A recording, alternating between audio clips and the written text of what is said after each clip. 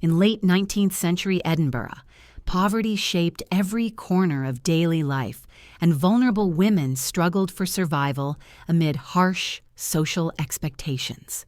Within this unsettled world emerged Jessie King, a quiet figure whose presence blended into the narrow streets, yet whose actions would later reveal a disturbing history to many. Welcome to Darkest Files. Thank you for joining me from wherever you are. Share your location in the comments and stay connected with our growing community as we explore story. The first months of the year in Edinburgh often carried a heavy stillness, as if the stone tenements themselves were holding their breath against the cold.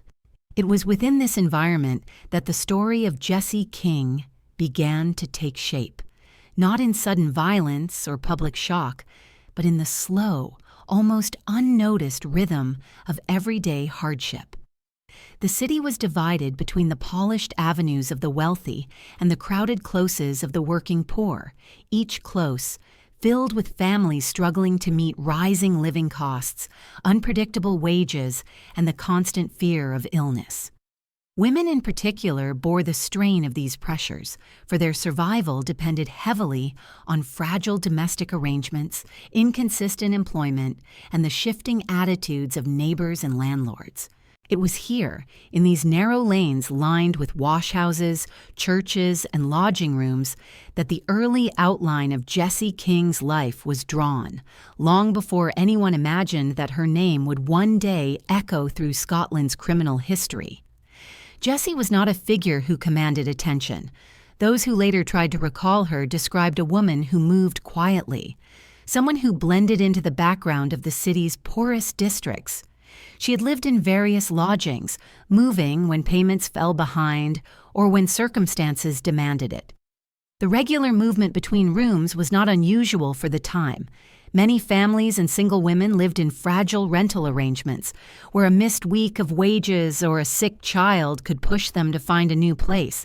Jessie's movements fit neatly into this pattern, and so she passed through the records and memories of others with little notice. Her clothing, worn but clean, suggested someone used to careful budgeting. Her manner in public was uneventful, never marked by outbursts or scenes that neighbors might have remembered years later. Her life might have remained unnoticed had it not become entwined with circumstances much larger than her small rooms and daily routines. To understand how this quiet life eventually drew the scrutiny of authorities, it is necessary to consider the difficulties that confronted unmarried mothers in the late 19th century. Social support systems were limited, and public attitudes toward unmarried motherhood were shaped by harsh moral judgment.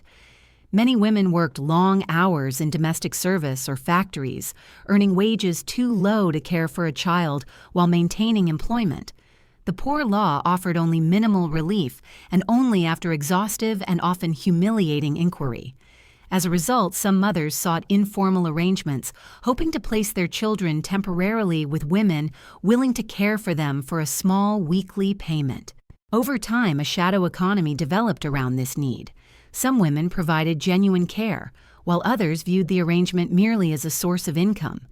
This environment allowed many questionable practices to operate quietly, and it was within this uncertain space that Jessie King eventually found a role for herself.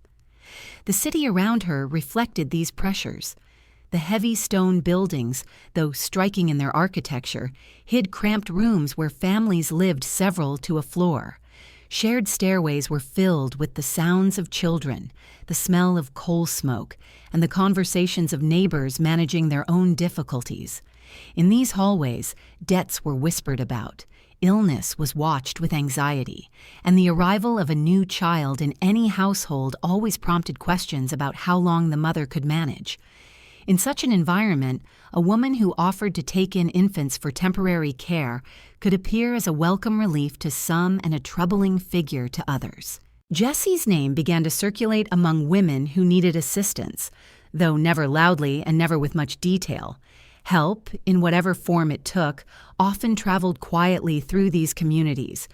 It was during this time that Jessie entered into a relationship with Thomas Pearson, a man significantly older who lived an unsettled life, marked by irregular work and shifting residences. Their relationship did not resemble the stable partnerships that some families enjoyed, yet such arrangements were far from rare in the lower districts of Edinburgh. Their shared lodgings were small, with simple furnishings and little privacy. Records from the period painted a picture of rooms that held little more than a bed, a few chairs, and a small stove.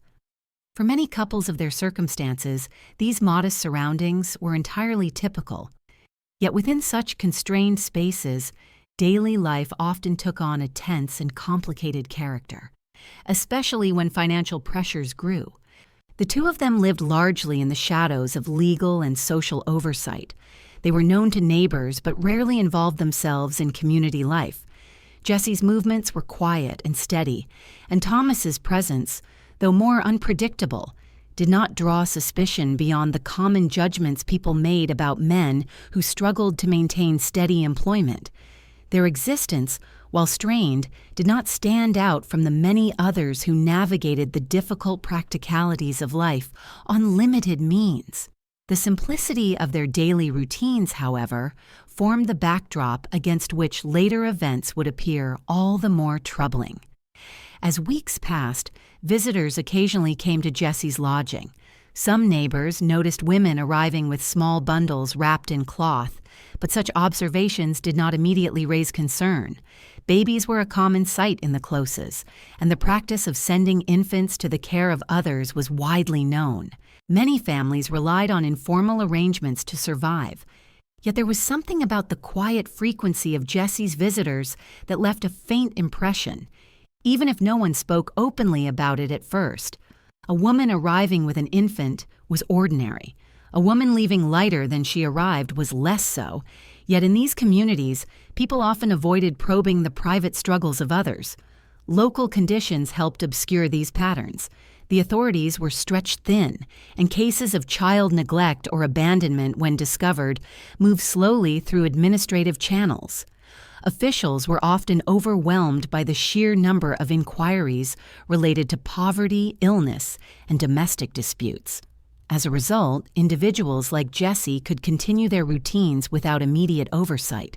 It was within this environment of limited enforcement and high need that her actions remained hidden, even as more children passed through her rooms. The sound of footsteps on wet cobblestones outside Jessie's lodging became part of the nightly rhythm of the close. People returned from work, shared news on the stair, and settled into their cramped homes. It was an ordinary sound in an ordinary place, yet for Jessie it marked the continuation of a life that would soon draw the attention of neighbors and eventually the law. On certain evenings, when a visitor approached her door, the echo of those footsteps carried with them faint signs of the unease that would soon spread through the building. But for now, the sound lingered only as another small, unnoticed detail in a city full of them. As we step forward into this story, that quiet echo outside her door will become a turning point, one that leads deeper into the hidden world in which Jessie lived and the acts that would later bring her name into the darkest chapters of Scottish crime. The footsteps that echoed along the wet stones outside Jessie King's lodging seemed unremarkable to the residents of the close. People came and went at all hours, shifting between workplaces, markets, and the cramped rooms they called home. Yet these footsteps, when followed back through Jessie's life, opened a path into the years that shaped her, long before Edinburgh's authorities ever took notice of her name. She'd not been born into stability or comfort. Like many women of her generation and class, her early life was marked by a quiet struggle to find a secure place within a society that offered few protections to those with limited means and uncertain family support. Her upbringing was modest, and while records from the period were sparse and often incomplete, they suggested a childhood where resources were scarce, opportunities limited, and personal resilience became an unspoken requirement for daily survival. In such circumstances, individuals often learned to navigate difficulties privately, and Jessie grew into adulthood within this pattern of silent endurance. In the wider world beyond her personal story, Scotland was undergoing social and economic changes that placed increasing pressure on the working poor. Industrialization had created new jobs, but also new vulnerabilities. Families migrated to cities seeking better prospects, only to find themselves in overcrowded districts where wages fluctuated and public health crises were common. The lack of reliable sanitation, the prevalence of infectious disease, and the inconsistent availability of charity all contributed to an atmosphere where every decision was shaped by uncertainty. Women who worked as laundresses, domestic servants, or casual laborers faced especially grueling conditions. Many positions required long hours, physical strain, and low pay, leaving little room for personal stability. Jessie's early employment likely resembled the pattern of many women in her position, moving between temporary jobs whenever vacancies appeared or circumstances forced a change. As Jessie entered adulthood, the social expectations placed upon women in her class were both strict and unforgiving. Marriage, though often romanticized in public discourse, was frequently a practical arrangement tied to income and survival, rather than affection. For those who remained unmarried or became involved in irregular partnerships, life could become significantly more precarious. Respectability was a fragile commodity, and once it was lost, it was rarely regained. Jessie's later relationship with Thomas Pearson could not be fully understood without recognizing this broader context. For a woman of her limited means, the companionship and financial cooperation of another adult, even one older and struggling with his own difficulties, could appear as a practical solution to the constant demands of rent, food, and basic necessities. Thomas Pearson's background offered little reassurance for a stable life. He was a man whose employment was inconsistent, whose living arrangements shifted frequently, and whose temperament, according to later accounts, appeared unsettled but not violent. Men like Thomas were common in the urban working class. Temporary labor, irregular dock work, and informal trades made it difficult for some to maintain steady incomes, and many drifted between opportunities as they arose. For Jessie, the presence of an older partner with some experience of the world may have offered a sense of companionship, even if his earnings were unreliable. Their relationship was never one that drew official attention, and within the crowded districts of Edinburgh, such unions passed without comment. As they lived together, the couple settled into the patterns typical of the area. Their lodging rooms were small and furnished with the bare essentials. The rent consumed a significant portion of their income, leaving little for anything beyond food and heating.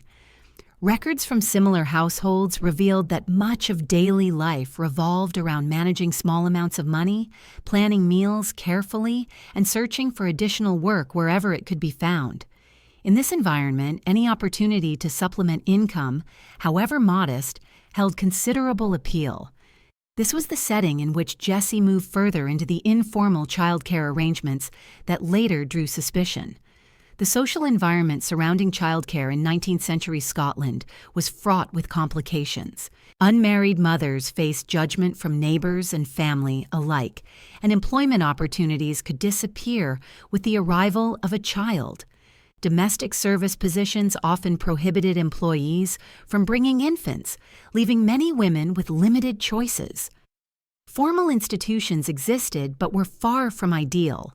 Foundling hospitals and charitable homes were overburdened, and some required mothers to surrender all future rights to their children.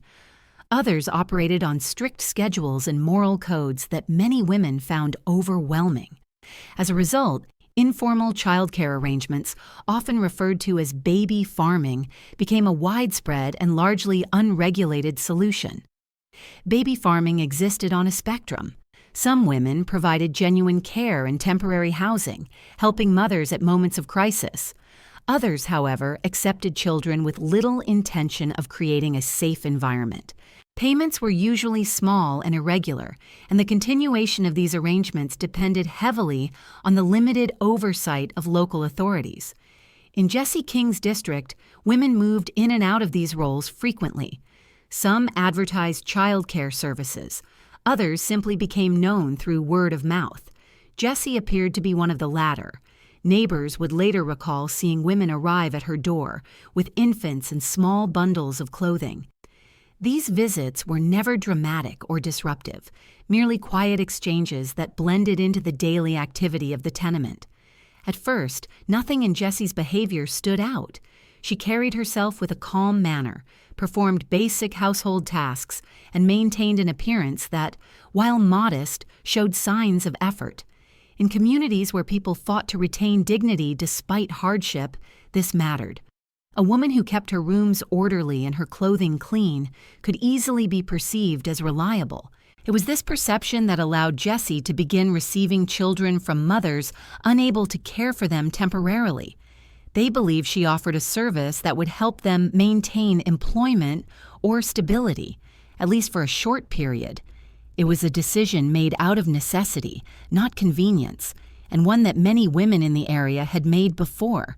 Yet as time passed, subtle patterns began to emerge, recognized only faintly by those who lived nearby. Women arrived at Jessie's room more often than expected, and some were seen leaving without the infants they had brought. In most cases, neighbors avoided inquiry. To question another woman's private difficulties was considered intrusive, and people were generally reluctant to involve themselves in the moral struggles of others. Still, small impressions lingered. Observations that felt too delicate to discuss openly began to collect quietly in the minds of those who lived in close proximity to Jessie and Thomas. The social services of the time operated slowly, shaped by the rigidity of the poor law and the limited resources of local parish offices. Investigators were accustomed to frequent complaints related to destitution, child illness, and abandonment. With so many cases demanding attention, only the most pressing concerns rose quickly through official channels. As a result, informal childcare providers like Jessie went largely unmonitored unless someone directly reported suspicions. For a long period, no such report was made. Life in the close continued its familiar patterns, marked by the sounds of laundry being beaten in shared washhouses, children playing in narrow courtyards, and coal carts moving along the main streets. Evenings in Jessie's building brought a shift in atmosphere as laborers returned home, lamps were lit, and families settled into routines of cooking and conversation.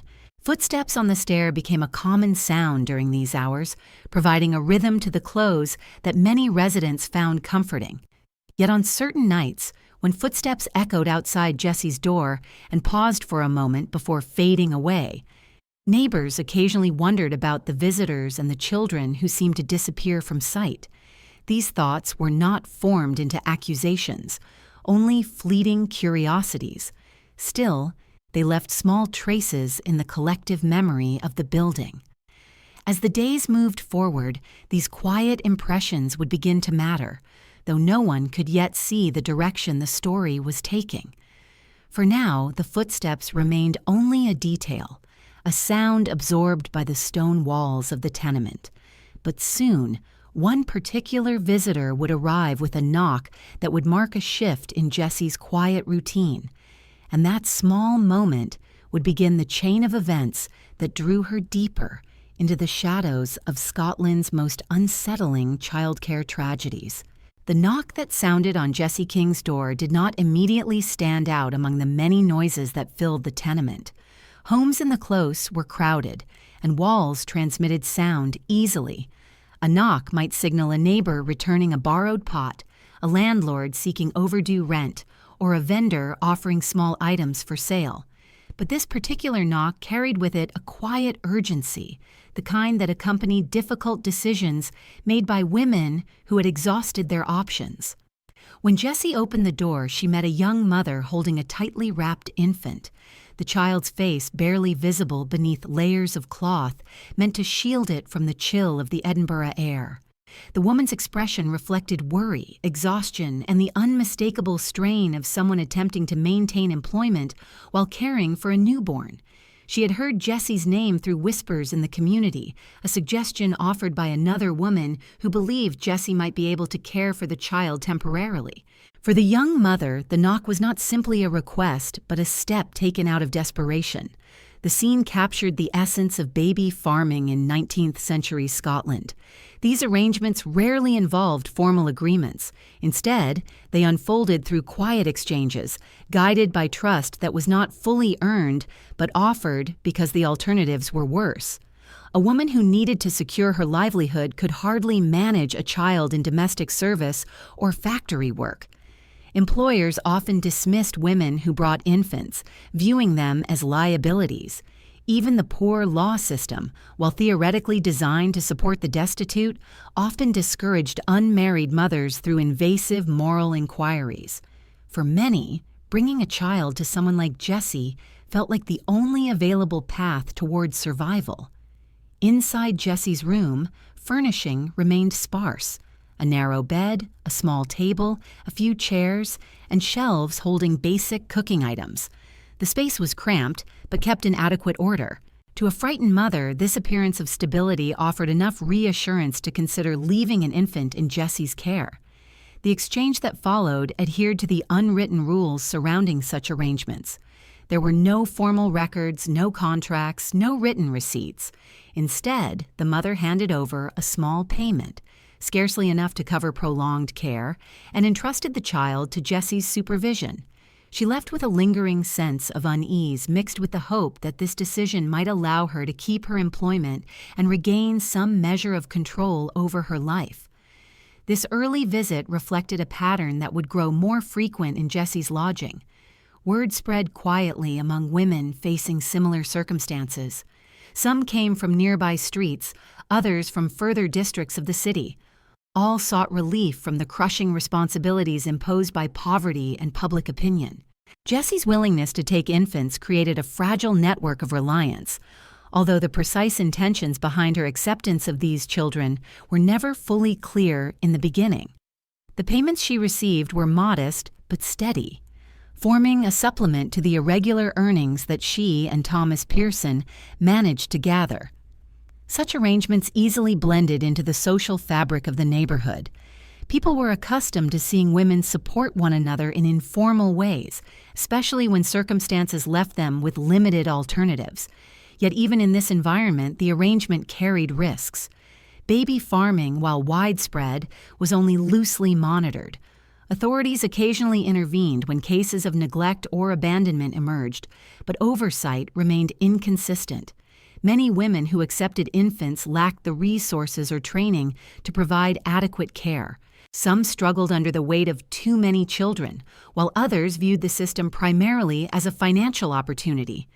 The ambiguities surrounding these practices made it difficult for neighbors to discern genuine caregivers from exploitative figures. Jessie operated in this uncertain middle ground, her rooms becoming a point of arrival for women seeking help and a place of departure for infants whose fates remained largely unknown. Over time, subtle changes in Jessie's behavior began to draw the attention of those living nearby, though rarely in direct or confrontational ways. Neighbors observed that Jessie seemed more withdrawn, venturing outside only when necessary. They noticed that visitors arrived at irregular intervals, sometimes in the early morning hours, sometimes in the quiet of late evening. These details did not immediately form a coherent pattern, but contributed to a growing sense that Jessie's home held secrets that remained unspoken. People in the community often hesitated to speak openly about their concerns, fearing accusations of gossip or judgment.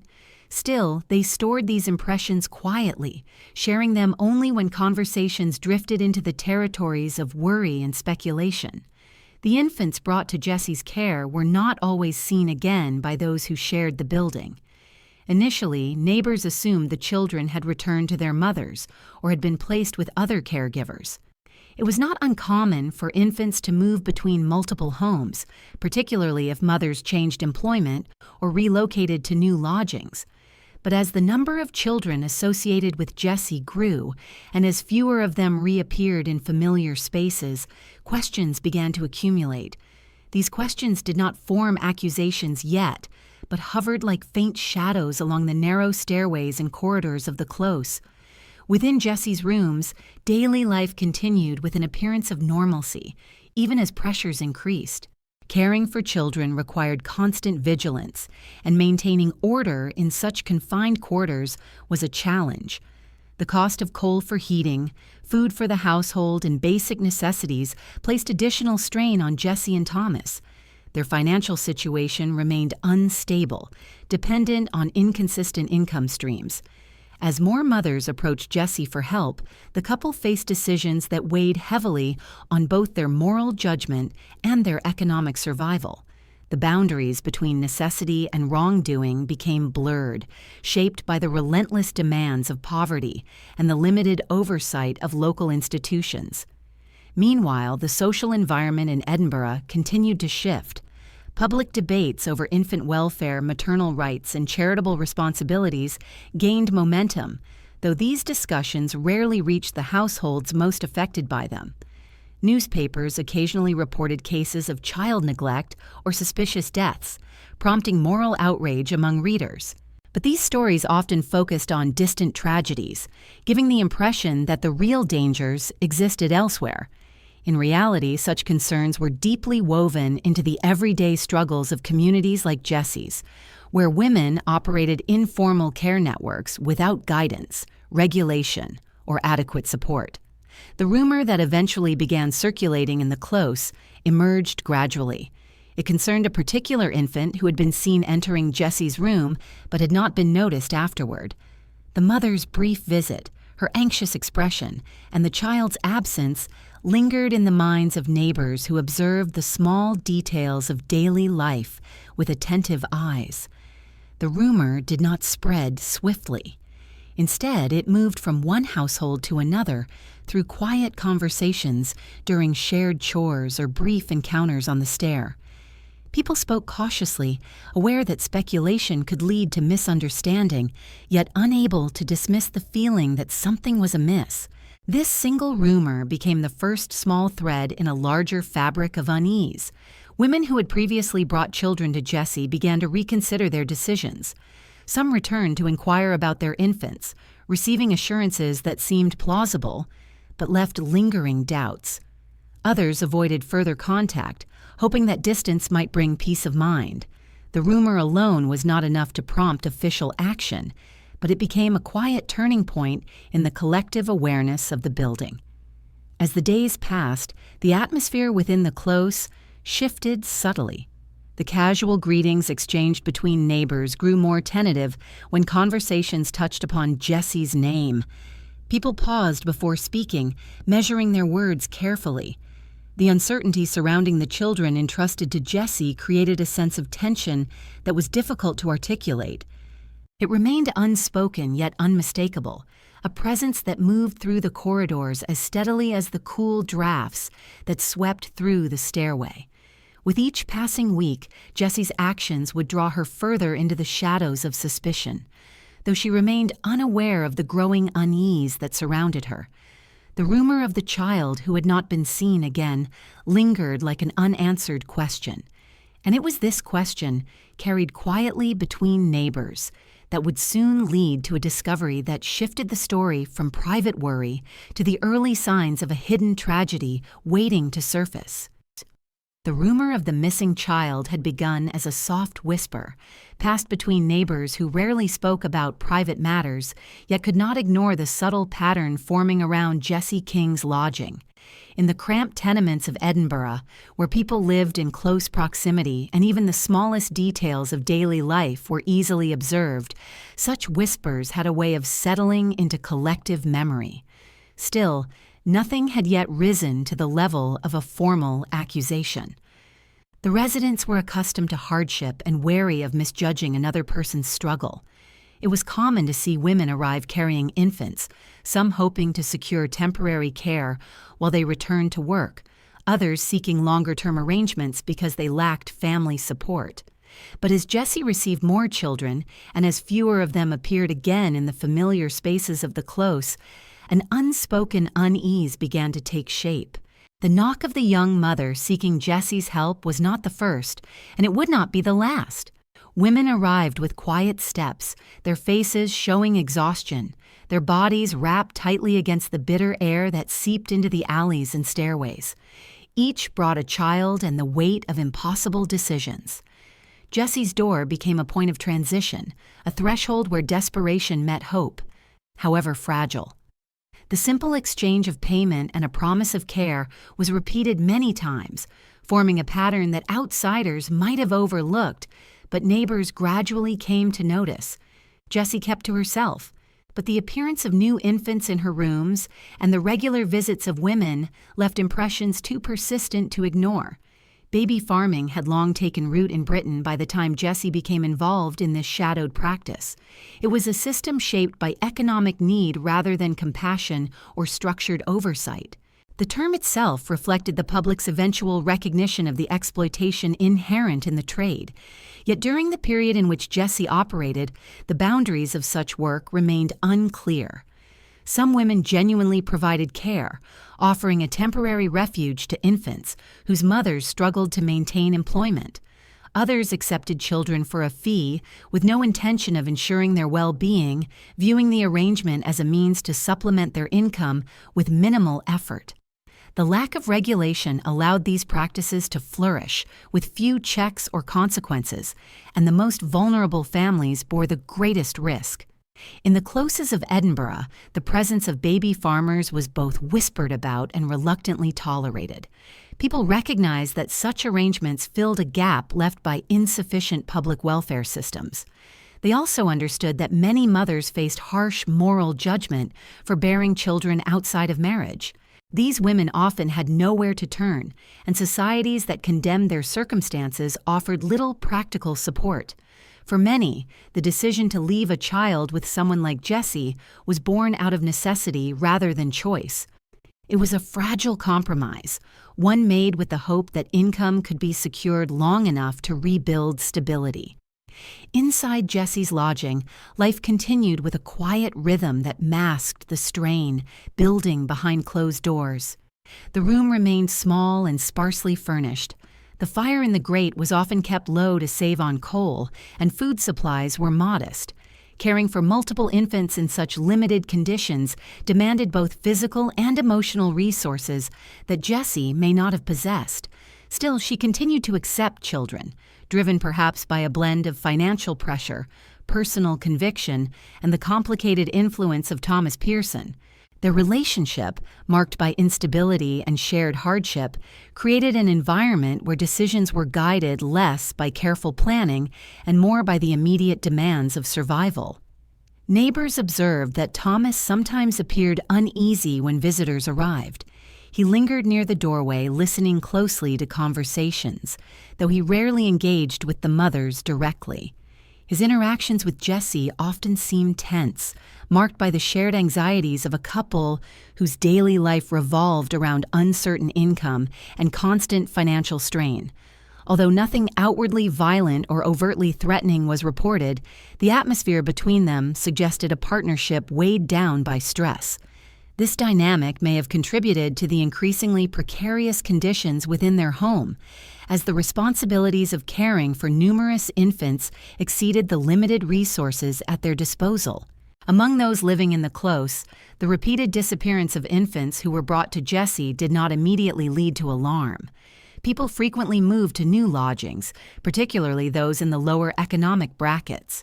Mothers who left their children temporarily might relocate to different employment positions or distant districts, making it difficult for neighbors to track the infants' whereabouts. The lack of official records contributed to the confusion, as many childcare arrangements were informal and undocumented. Nonetheless, the sense that something was amiss continued to grow, carried quietly in the minds of those who witnessed the frequent comings and goings at Jessie's door. It was during this period that a new tenant moved into a nearby room, bringing with them a fresh perspective on the dynamics of the building. This individual, unfamiliar with the history of the close, noticed the irregularity of the visits more quickly than long-term residents, whose familiarity with Jessie may have dulled their sense of scrutiny. The newcomer's questions, voiced in passing remarks, gradually rekindled concerns among the neighbors. Why were there so many infants brought to Jessie? Why did so few remain? These questions lingered in conversations, drawing out memories that had once seemed inconsequential. In the wash houses, where women gathered to clean laundry and share quiet conversations, talk of Jessie's activities surfaced more frequently. Women spoke cautiously, aware of the implications of their words, yet unable to quell their unease. They discussed the mothers they had seen entering the building, the infants carried in heavy cloth bundles, and the silence that often followed. The absence of crying, once unnoticed, became a detail that some found unsettling. Babies were rarely quiet for long, and yet Jessie's room seemed to lack the noise that should have accompanied the presence of multiple young children. Despite these growing concerns, few felt empowered to confront Jessie or to approach the authorities. The fear of misinterpretation, combined with the harsh realities of life for the poor, made people reluctant to take action. Even those who sensed danger struggled with the possibility of being wrong, of falsely accusing a woman already burdened by hardship. And so the tension simmered quietly, stretching across weeks and months, forming a backdrop of unease to daily life in the close. One day, as Jessie prepared to move to new lodgings, a decision likely prompted by financial instability or disputes with neighbors, she left behind a small bundle in her former room. Whether forgotten unintentionally or abandoned deliberately, the bundle drew immediate attention from the landlord, who entered the vacated space to inspect its condition. The landlord expected to find leftover household items or discarded belongings, but the presence of a carefully wrapped package raised questions. The cloth was old but neatly tied, suggesting intentional preparation rather than hurried abandonment. Its weight and shape prompted the landlord to contact local authorities rather than risk handling the matter without oversight. The arrival of officials marked a quiet turning point. They unwrapped the bundle slowly, aware that the circumstances surrounding it might involve sensitive or troubling details. What they discovered set in motion the earliest stage of official inquiry, a moment when private concerns shifted into formal suspicion. The contents of the bundle would prompt authorities to begin piecing together the uncertain history of the infants brought to Jessie, tracing the delicate threads of a story that had long existed only in whispers among neighbors. This discovery cast a long shadow across the close, leaving residents to reflect on the quiet observations they had made over the previous months. Many wondered whether they had overlooked signs that should have prompted action sooner. Others worried about the fate of the children they had seen entering Jessie's room. And as the authorities began to investigate the origin of the bundle and the circumstances surrounding it, the community braced for answers they feared might confirm their darkest suspicions. The bundle left behind with its quiet but troubling presence opened the door to the next phase of inquiry, one that would draw Jessie King into the attention of officials and set the stage for a deeper examination of her activities. What the authorities would uncover from this point forward would reshape the understanding of her role within the shadowed world of baby farming and reveal the tragic consequences hidden behind the closed doors of her small, unremarkable room. The bundle left behind in Jessie King's former lodging sat quietly on the worn wooden floor as the landlord stepped back, uncertain of what he had uncovered. It was not unusual for tenants to leave small items behind when they moved, though most remnants consisted of broken utensils, old scraps of cloth, or papers too trivial to carry. This bundle, however, had a different presence. The careful way it had been wrapped suggested deliberation rather than abandonment, and its weight implied contents that demanded attention. The landlord, wary of touching it further, chose to alert the local authorities. He understood, as many landlords of the time did, that any irregularity involving infants or young children required caution. Eviction records, disputes over rent, and even minor domestic disturbances were common in his work, but a wrapped bundle left by a woman known to care for infants carried implications he was unwilling to confront alone. When officials arrived, they observed the bundle with the methodical caution that characterized administrative practice in the late 19th century. These officials, accustomed to responding to a broad range of issues, from overcrowded dwellings to public health complaints, approached each case with slow, deliberate movements. They unwrapped the cloth layer by layer, taking note of the texture, the dampness in certain folds, and the faint odor that lingered in the air. Their work was not rushed.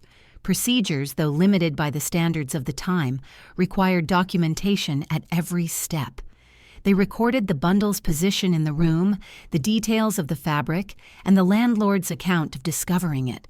What they found within did not immediately reveal the full scale of the situation, but it raised enough concern to justify further investigation. It was the first tangible clue pointing toward irregularities in Jessie King's childcare activities, and it prompted authorities to revisit questions that had gone unanswered for too long. This discovery initiated the earliest stage of administrative review, a process shaped by the poor law framework and the responsibilities of local parochial boards. Such boards oversaw matters involving vulnerable populations, including children believed to be at risk. Their involvement often began with small anomalies, missing documentation, discrepancies in living conditions, or the presence of unexplained items in a lodging. These cases traveled slowly through bureaucratic channels, with inquiries conducted over days or even weeks. Officials took statements, visited previous residences, and attempted to reconstruct the movements of individuals central to the case. For Jessie King, this meant that her name, once simply another entry in lodging records, now appeared in the notes of administrators tasked with determining whether a deeper concern was present. The first formal step involved gathering information from neighbors. Officials visited the close, moving from door to door with quiet inquiries about Jessie's activities, the visitors she received, and the presence of infants in her room. Neighbors, though initially cautious, responded with a mixture of uncertainty and lingering unease. They recounted seeing women arrive with infants and leave without them. They described Jessie as quiet, reserved, and often overwhelmed by the number of children she appeared to care for. Their comments were not framed as accusations, but as observations made over months. These accounts, when collected together, painted a more coherent picture of Jessie's childcare arrangements, revealing inconsistencies that had previously gone unaddressed. The authorities also reviewed parish records to determine whether the children associated with Jessie had been registered, baptized, or received any form of formal recognition. In 19th-century Scotland, even informal childcare arrangements occasionally intersected with official records when mothers sought parish support or when infants required medical attention. Yet as officials traced the names mentioned by neighbors, they found gaps. Certain infants had no corresponding entries in local registries. Others appeared only once, with no subsequent documentation. These gaps raised further suspicion, prompting officials to broaden the scope of their inquiry. Jessie herself was located not long after these early investigations commenced. Having recently moved to a new lodging with Thomas Pearson, she lived only a short distance from her previous residence. When approached by officials, she responded with a mixture of composure and defensiveness. Her explanations were carefully worded, presenting her work as charitable assistance provided to desperate mothers. She stated that the children left in her care had been retrieved by their mothers or placed with other caregivers. Her tone remained steady, but her account lacked details. When pressed for names, dates, or specific arrangements, she hesitated, offering vague descriptions that did little to clarify the whereabouts of the children. Officials recorded her statements meticulously, noting the absence of identifiable information. During this initial interview, Jessie maintained that she had done nothing improper. She emphasized the economic hardship faced by the women who sought her help and framed her role as a necessary support within a community lacking formal childcare options. The officials listening to her recognized that such arrangements were common, yet they also noted that Jessie's explanations did not align with the emerging testimonies of neighbors or the irregularities in parish documentation. This tension between her account and the evidence deepened the need for further inquiry. The questioning of Thomas Pearson followed, though his responses differed sharply from Jessie's. Thomas spoke with a certain reluctance, offering statements that appeared inconsistent or incomplete. He described himself as uninvolved in Jessie's childcare work, asserting that the decisions regarding the infants were hers alone. Yet his account contradicted earlier observations from neighbors who had noted his presence during some of the exchanges with mothers. Officials sensed a disconnect between his claims and the broader context of the situation. Whether motivated by self-preservation, confusion, or genuine detachment, his testimony added another layer of uncertainty to the unfolding investigation. As the administrative review progressed, officials began to catalog the infants associated with Jessie's care. They created a list of names provided by neighbors, cross-referenced them with available records, and attempted to track the movements of each child. The list grew longer than expected. Some names belonged to children whose mothers could not be reached. Others corresponded to infants whose whereabouts were unknown. Each missing child deepened the gravity of the situation, prompting officials to consider whether a more formal inquiry was required. The discovery of the bundle in Jessie's former room became a focal point of this deeper investigation. Officials returned to the lodging to examine the space more thoroughly. The floorboards, walls, and remaining belongings were inspected for signs of childcare, illness, or neglect. Though the room appeared ordinary, small details raised concern. Stains on cloth, the presence of empty containers, and the absence of items typically associated with infant care.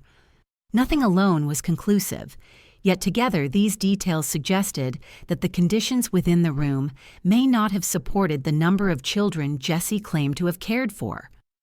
Administrative procedures required the involvement of law enforcement once suspicions reached a certain threshold. Though many childcare disputes remained the domain of parish boards, cases involving missing children or unexplained evidence crossed into criminal jurisdiction. With the inconsistencies in testimonies, the incomplete records, and the troubling presence of the abandoned bundle, authorities determined that the time had come for police involvement. Before making this transition, officials compiled a report summarizing their findings. The report outlined the statements gathered from neighbors, the gaps in documentation, and the ambiguous nature of Jessie's explanations. It noted the number of children whose whereabouts remained unaccounted for and highlighted concerns about the conditions in which Jessie operated. This report, submitted to police authorities, prompted a more structured investigation, one that exceeded the slow pace of administrative inquiry and sought definitive answers to the growing list of questions. At the close of this stage, one official, reviewing the collected notes, paused over a troubling detail. Several infants associated with Jessie had no identifiable records, no traceable families, and no documented care arrangements. These absences created a pattern too stark to dismiss. As he closed the folder, the weight of this realization settled heavily upon him. The next steps, he understood, would lead deeper into the shadows of the case and closer to the truth behind the children who had vanished from Jessie King's care. The absence of documentation for multiple infants lingered in the minds of the officials who handled the early stages of Jessie King's case. It was not uncommon for records to be incomplete in the poorer districts of Edinburgh, where families moved frequently and formal systems struggled to keep pace with the realities of daily survival. But the number of missing entries connected to Jessie exceeded what could be easily dismissed. These gaps pointed to something more troubling than administrative oversight. As the officials compiled their findings, one particular case emerged as a focal point. A name mentioned by neighbors and recalled by a few women who had previously sought Jessie's help. This child, whose arrival in Jessie's lodging had been observed by several residents, had left a more vivid impression than others, yet no one had seen the infant afterward. The absence of any further trace posed a question that could no longer be set aside. The child's mother had visited Jessie during a period of severe financial distress. She carried her infant with the weary tenderness of someone struggling to balance maternal instinct with the harsh demands of survival. Like many women in her position, she worked long hours in domestic service, with strict employers who denied accommodations for children. The mother's arrival at Jessie's door was marked by hesitation, as though she feared both the act of seeking help and the consequences of not doing so. Neighbors later recalled the way she had stood for a moment on the landing, looking down at her infant before knocking. These small details, remembered with quiet clarity, added weight to their recollections once officials began asking questions. When authorities attempted to locate this mother during their investigation, they encountered immediate difficulties. She had left her employment shortly after placing the child in Jessie's care, and her subsequent movements were unclear. Her name, though recorded by some neighbors, was not found in the parish registers for recent inquiries, nor were there any baptismal notes or medical records that gave hints about her whereabouts. Officials searched employment logs and local directories without success. The mother, like many women of her class, lived in a pattern of shifting addresses and temporary work, making her difficult to track. Her disappearance, combined with the missing record of the infant, heightened concerns that Jessie's activities extended beyond informal childcare and into more dangerous territory. As the authorities continued their inquiry, they pieced together a timeline of events surrounding the mother's visit. Neighbors recalled seeing her return once, perhaps to check on the child, though the details remained uncertain. After that, she vanished from the everyday life of the close. Meanwhile, Jessie's behavior during that period had changed subtly. She was seen leaving the building early in the morning, carrying bundles that neighbors could not clearly identify. Some believe these bundles contained clothing or household items, but others wondered if their contents were more troubling. These observations, though fragmented and filtered through memory, formed a pattern that officials could not ignore. The administrative pressure to account for each child associated with Jessie grew steadily. Officials cross-checked statements, revisited lodging records, and sought additional testimony from those who had interacted with Jessie. They paid particular attention to the days following the mother's last sighting. During this time, Jessie's visits to local shops decreased. She appeared more withdrawn, avoiding prolonged conversations and offering vague explanations about the infants when questioned casually by neighbors.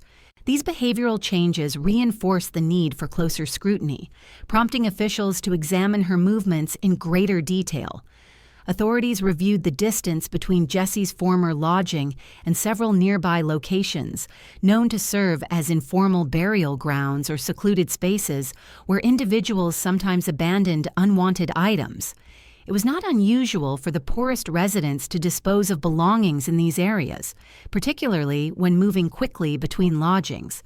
But the possibility that infants might be involved introduced a grim note to the investigation.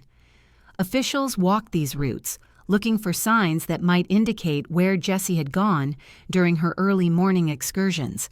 Their search did not immediately yield results, yet it underscored the need to escalate the inquiry beyond the administrative sphere. While officials continued their efforts, the neighbors themselves grappled with growing anxiety. Conversations in the close turned more serious, colored by the fear that something irreversible had occurred. Women who had once spoken with Jessie hesitated to admit that they had trusted her with the care of children. They reflected on small details they might have overlooked. The silence that lingered in Jessie's room, the way she kept her door partially closed during the day, the rare sound of an infant crying. These reflections, though painful, contributed to the broader effort to reconstruct the events surrounding the missing child. The community's collective memory became a vital resource for officials seeking to understand the scope of Jessie's activities. The search for answers extended into the offices that managed parish relief. Clerks reviewed petitions, assistance records, and notes from home visits. These documents sometimes captured the quiet struggles of women attempting to support children alone. Yet within the piles of paperwork, no entry revealed the fate of the mother or her infant. The absence of formal complaints, requests for medical aid, or documentation of death posed a troubling question. What had happened to the child after being placed in Jessie's care? And why had no further trace been recorded in the systems designed to monitor vulnerable populations? Officials began to suspect that Jessie's pattern of accepting infants might involve outcomes concealed from both neighbors and authorities. They examined the financial arrangements underpinning her childcare work, noting the inadequate payments offered by the mothers and the absence of detailed records. The economic pressures facing Jessie and Thomas Pearson likely influenced their decisions, creating a dangerous situation where the needs of infants clashed with the couple's inability to sustain proper care. The administrative staff reviewing the case understood that such conditions, while not uncommon, could quickly escalate into neglect or worse. One officer, particularly troubled by the accumulation of inconsistencies, opened a drawer containing case notes from the inquiry. The notes documented interviews with neighbors, lists of missing infants, and Jessie's ambiguous explanations. As he examined these records, he began to outline connections between the missing child and other cases that had appeared unresolved. He noticed that several children had entered Jessie's care within a short period, and that their disappearances followed a similar pattern. A mother in distress, a brief exchange at Jessie's door, and an absence that raised no alarms until long afterward. The parallels were too strong to dismiss as coincidence. He traced each case as far as the records allowed, marking those that lacked documentation. The number of names without follow-up weighed heavily upon him. These were not anonymous figures, but infants whose lives depended on the decisions of adults navigating desperate circumstances. The realization that their disappearance might signal something far more serious than administrative oversight led him to conclude that the matter could no longer be confined to parish jurisdiction. The situation demanded the involvement of law enforcement, whose investigative authority reached beyond the slow mechanisms of the poor law system. Before turning these findings over to the police, the officer paused.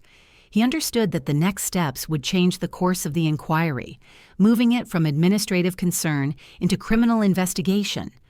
The implications of this shift were significant. If wrongdoing had occurred, it would need to be uncovered with care, precision, and a commitment to truth that respected the gravity of the situation. As he closed the drawer and prepared the formal documents required for escalation, he reflected on the fragile lives at the center of the case. Their absence, silent but undeniable, had become the driving force behind the inquiry. The drawer closed with a quiet finality, leaving the unresolved pattern of missing infants lingering like an unanswered question. The stage was set for a deeper investigation, one that would require closer scrutiny, sharper attention to detail, and the full involvement of law enforcement to uncover the fate of the children who had vanished under Jessie King's care. The officer who closed the drawer of case notes understood that the next steps would draw the situation out of quiet administrative review and into the attention of the police. Once his report reached the station, it was received with a mixture of curiosity and caution. The police in 19th-century Edinburgh were accustomed to cases involving theft, violence, and public disorder. They were less familiar with investigations centered on infants who had vanished through informal childcare arrangements, yet the accumulation of missing records and troubling testimonies demanded careful action. The report detailed the inconsistencies surrounding Jessie King's explanations, the mothers who could not be located, and the bundle left behind in her former lodging. It did not contain definitive evidence of crime, but it offered enough to warrant a deeper inquiry. A small team was assigned to examine the matter, beginning with the most basic step, gathering additional testimony from those who had interacted with Jessie in her previous residences. Police officers visited the close where Jessie had lived, speaking again with tenants whose earlier conversations with parish officials had revealed subtle signs of concern. This time, however, the approach was more structured. Officers asked the same questions in different ways, seeking clarity about dates, sounds, movements, and the presence of infants in Jessie's room.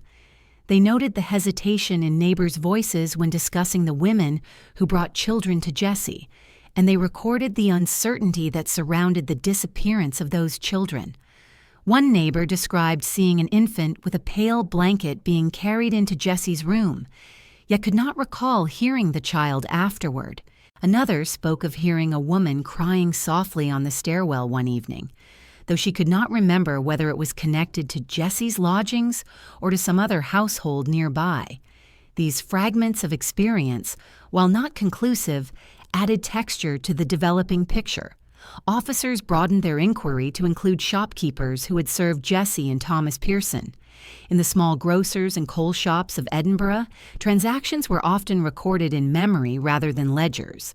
Shopkeepers observed the routine buying habits of their customers, noting when something unusual occurred. Several recalled that Jessie sometimes purchased small quantities of milk and bread, though her purchases did not always align with the number of infants she was believed to be caring for. One shopkeeper remembered a period when Jessie bought less than expected, followed by a stretch when she purchased almost nothing at all.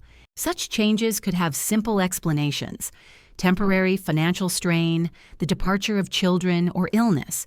But in the context of the developing investigation, these details took on new significance. The police also sought out women who had placed children with Jessie. These interviews proved more difficult, for many of the mothers had moved frequently in search of work or lived under circumstances that made them reluctant to speak openly with officers. Some feared judgment for having entrusted their children to a woman they barely knew.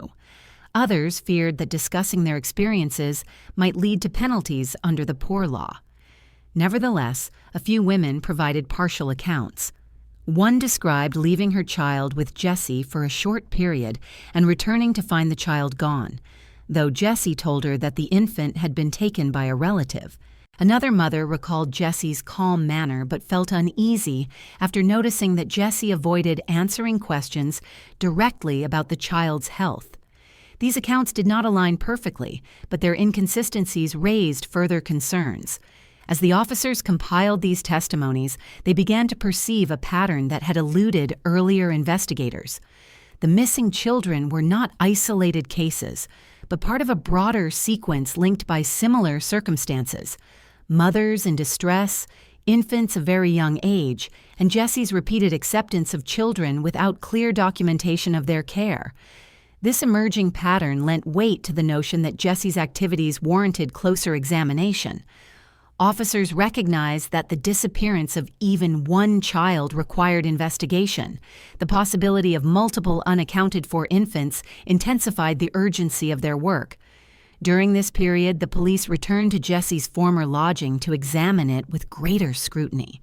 They walked through the narrow room, noting its cramped dimensions and the sparse furnishings left behind. The floorboards bore marks from the movement of furniture, and the walls showed signs of wear typical of buildings in the area.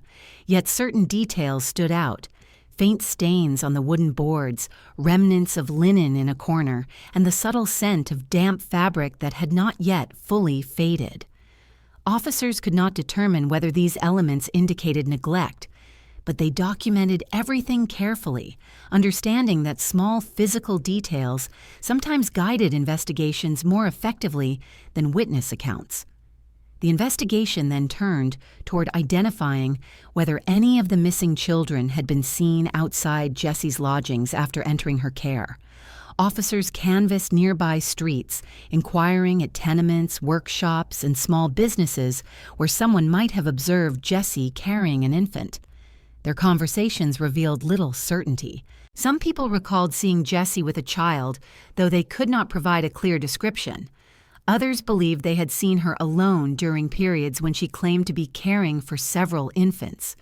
These recollections varied from person to person, reflecting the challenges of relying on memory in crowded districts where daily life produced overlapping and often confusing impressions.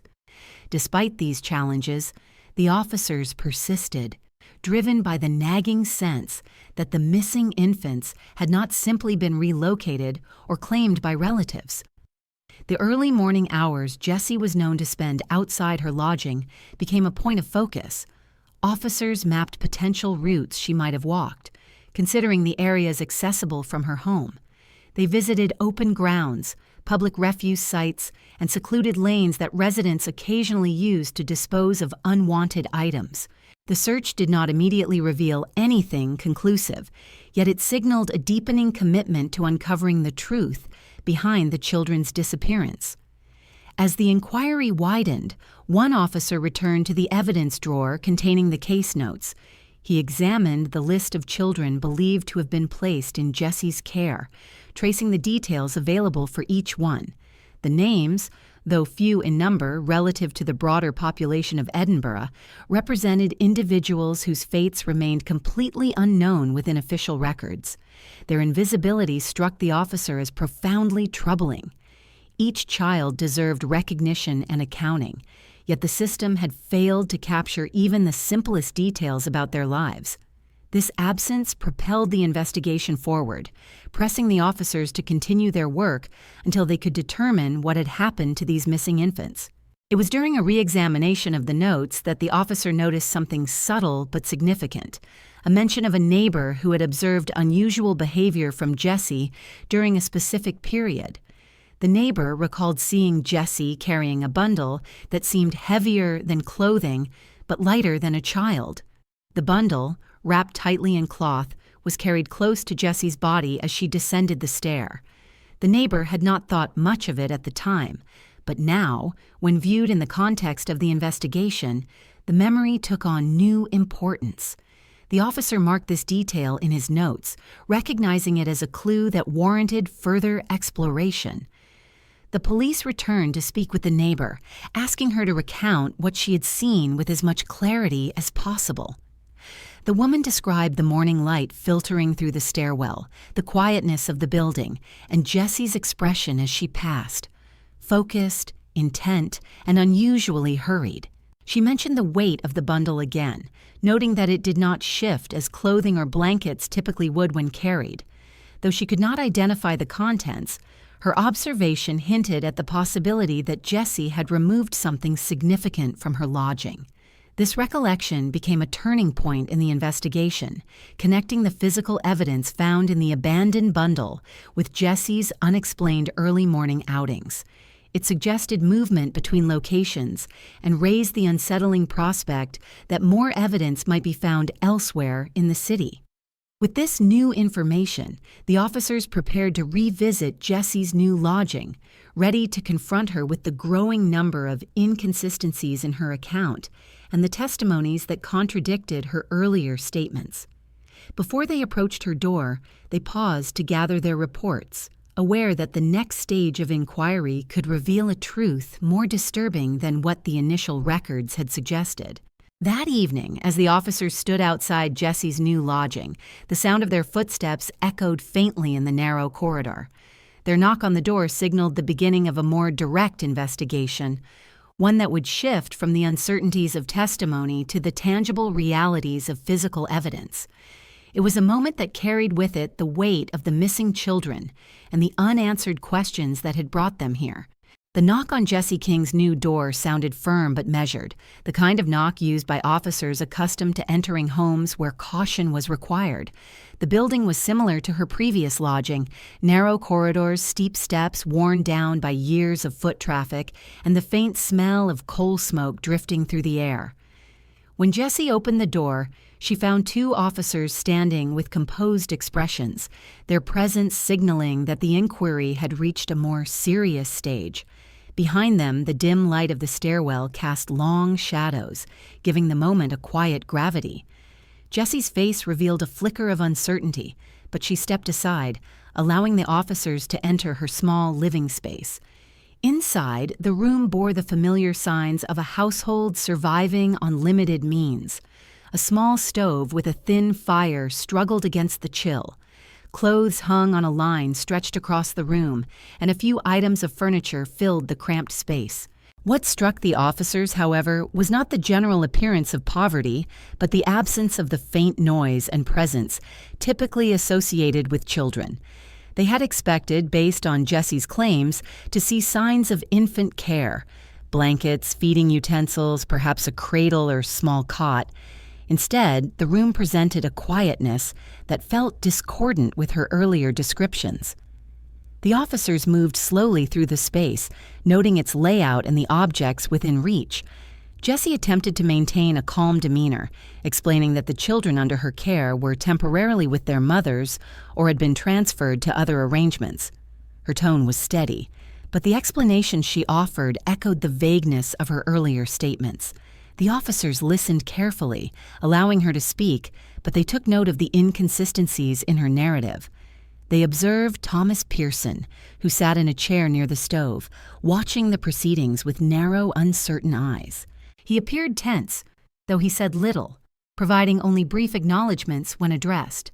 His presence added another layer of complexity to the scene, as the officers recognized that his interactions with Jessie might influence the direction of the investigation. As the officers examined the room, they noticed items that raised quiet questions. A stained cloth lay partially folded on a chair. Its discolored patches were faint but visible. A stack of old newspapers sat in the corner, some crumpled and others neatly folded as though they had been used for wrapping. A bucket near the stove contained water, tinted a shade that suggested washing had taken place recently. None of these observations constituted definitive evidence of wrongdoing, yet each detail contributed to an overall sense that something was concealed beneath the surface of Jessie's explanations. The officers approached Jessie with direct questions about the infants whose whereabouts remained unknown. They mentioned the names gathered from neighbors and asked Jessie to explain where each child had gone. Her responses were inconsistent, shifting between claims that mothers had returned earlier than expected and assertions that relatives had taken children without leaving contact information. When pressed for specifics, Jessie hesitated, her gaze moving toward the floor. Her inability to provide clear details only deepened the officers' concerns. To move the investigation forward, the officers requested permission to conduct a more thorough search of the lodging. Jessie, aware that refusal could further arouse suspicion, allowed the search, though her unease became more visible. The officers proceeded with care, examining every corner of the room. They checked beneath the bed, inside cupboards, and along the small shelves lining the walls. They found no signs of children, no clothing that suggested recent infant care, and no supplies that would typically be used to feed or clean a young child. The absence of these items stood out sharply, conflicting with Jessie's prior claims. One officer paused at the window, observing the narrow alley below. The buildings stood close together, their windows facing one another across the confined space. Laundry lines hung between them, and the sound of distant footsteps reached upward, merging with the muffled voices of neighbors. He reflected on how easy it would have been for infants to be brought here discreetly, and how equally easy it might have been for something to leave the lodging without drawing attention. The alley, with its shadows and limited visibility, offered a route that could conceal movement from most observers. During the search, the officers collected several items for closer inspection. They took the stained cloth, a few of the newspapers, and a small piece of string that appeared to have been tied and untied multiple times. These objects, though unremarkable on their own, could hold significance when examined within the broader context of the case. The officers documented their findings meticulously, planning to consult forensic specialists familiar with the investigative methods of the time. While forensic science was still developing in the late 19th century, investigators had begun to incorporate systematic approaches to analyzing physical evidence, recognizing its potential value in uncovering truth. As the officers continued their search, Jessie grew increasingly tense. Her breathing became shallow, and she appeared to struggle with maintaining composure. The pressure of the investigation, coupled with the uncertainty surrounding the officers' findings, weighed heavily on her. Thomas remained mostly silent, his posture rigid, his eyes following the movements of the officers with growing concern. His silence did not shield him from suspicion. The officers recognized that any inquiry into Jessie's activities would inevitably involve examining Thomas's role, whether active or passive, in the disappearance of the infants. When the officers concluded their search, they informed Jessie and Thomas that the investigation would continue and that they might be called for further questioning. They emphasized the importance of providing accurate information and the consequences of withholding details relevant to the case. Jessie nodded, though her expression suggested fear rather than understanding.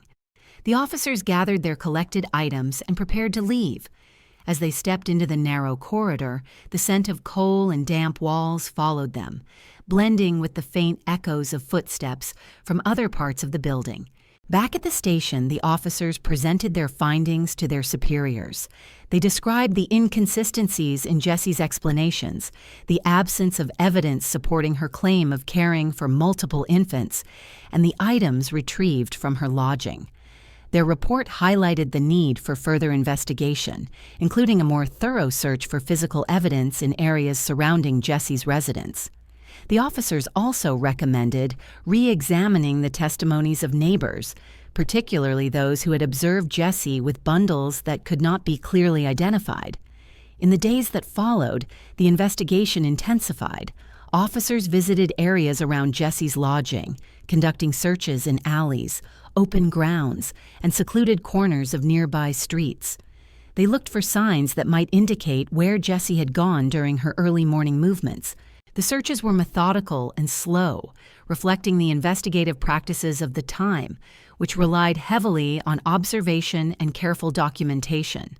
Though no immediate discoveries were made, the officers' persistent efforts laid the groundwork for uncovering evidence that would eventually reveal the truth. During this period, the stained cloth recovered from Jessie's lodging was examined by specialists familiar with basic forensic techniques.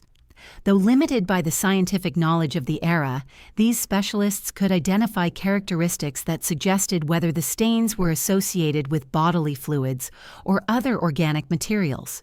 Their findings, when presented to the investigators, raised further questions about the nature of the activities within Jessie's lodging. The weight of the investigation began to shift. What had started as a series of administrative concerns had evolved into a police case, marked by physical evidence, conflicting testimonies, and growing suspicion. As officers considered their next steps, they recognized that a more direct confrontation with Jessie and Thomas would be necessary. Their goal was not only to gather facts, but also to understand the sequence of events that had led to the disappearance of so many children. By the week's end, the case had moved into a phase where each new detail carried significant implications. The investigation's momentum, driven by careful observation and quiet persistence, now pointed toward deeper truths waiting to be uncovered. And as officers prepared to revisit Jessie with more pointed questions, one image lingered in their minds. The stained cloth lifted from her room, its meaning uncertain yet undeniably significant.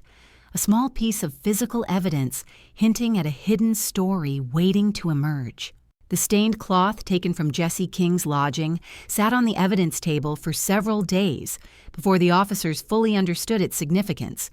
Though the science of forensic analysis was limited in the late 19th century, investigators of the period had begun to rely on careful visual inspection, methodical comparison, and the expertise of medical practitioners who could distinguish between common household stains and those suggesting contact with bodily fluids.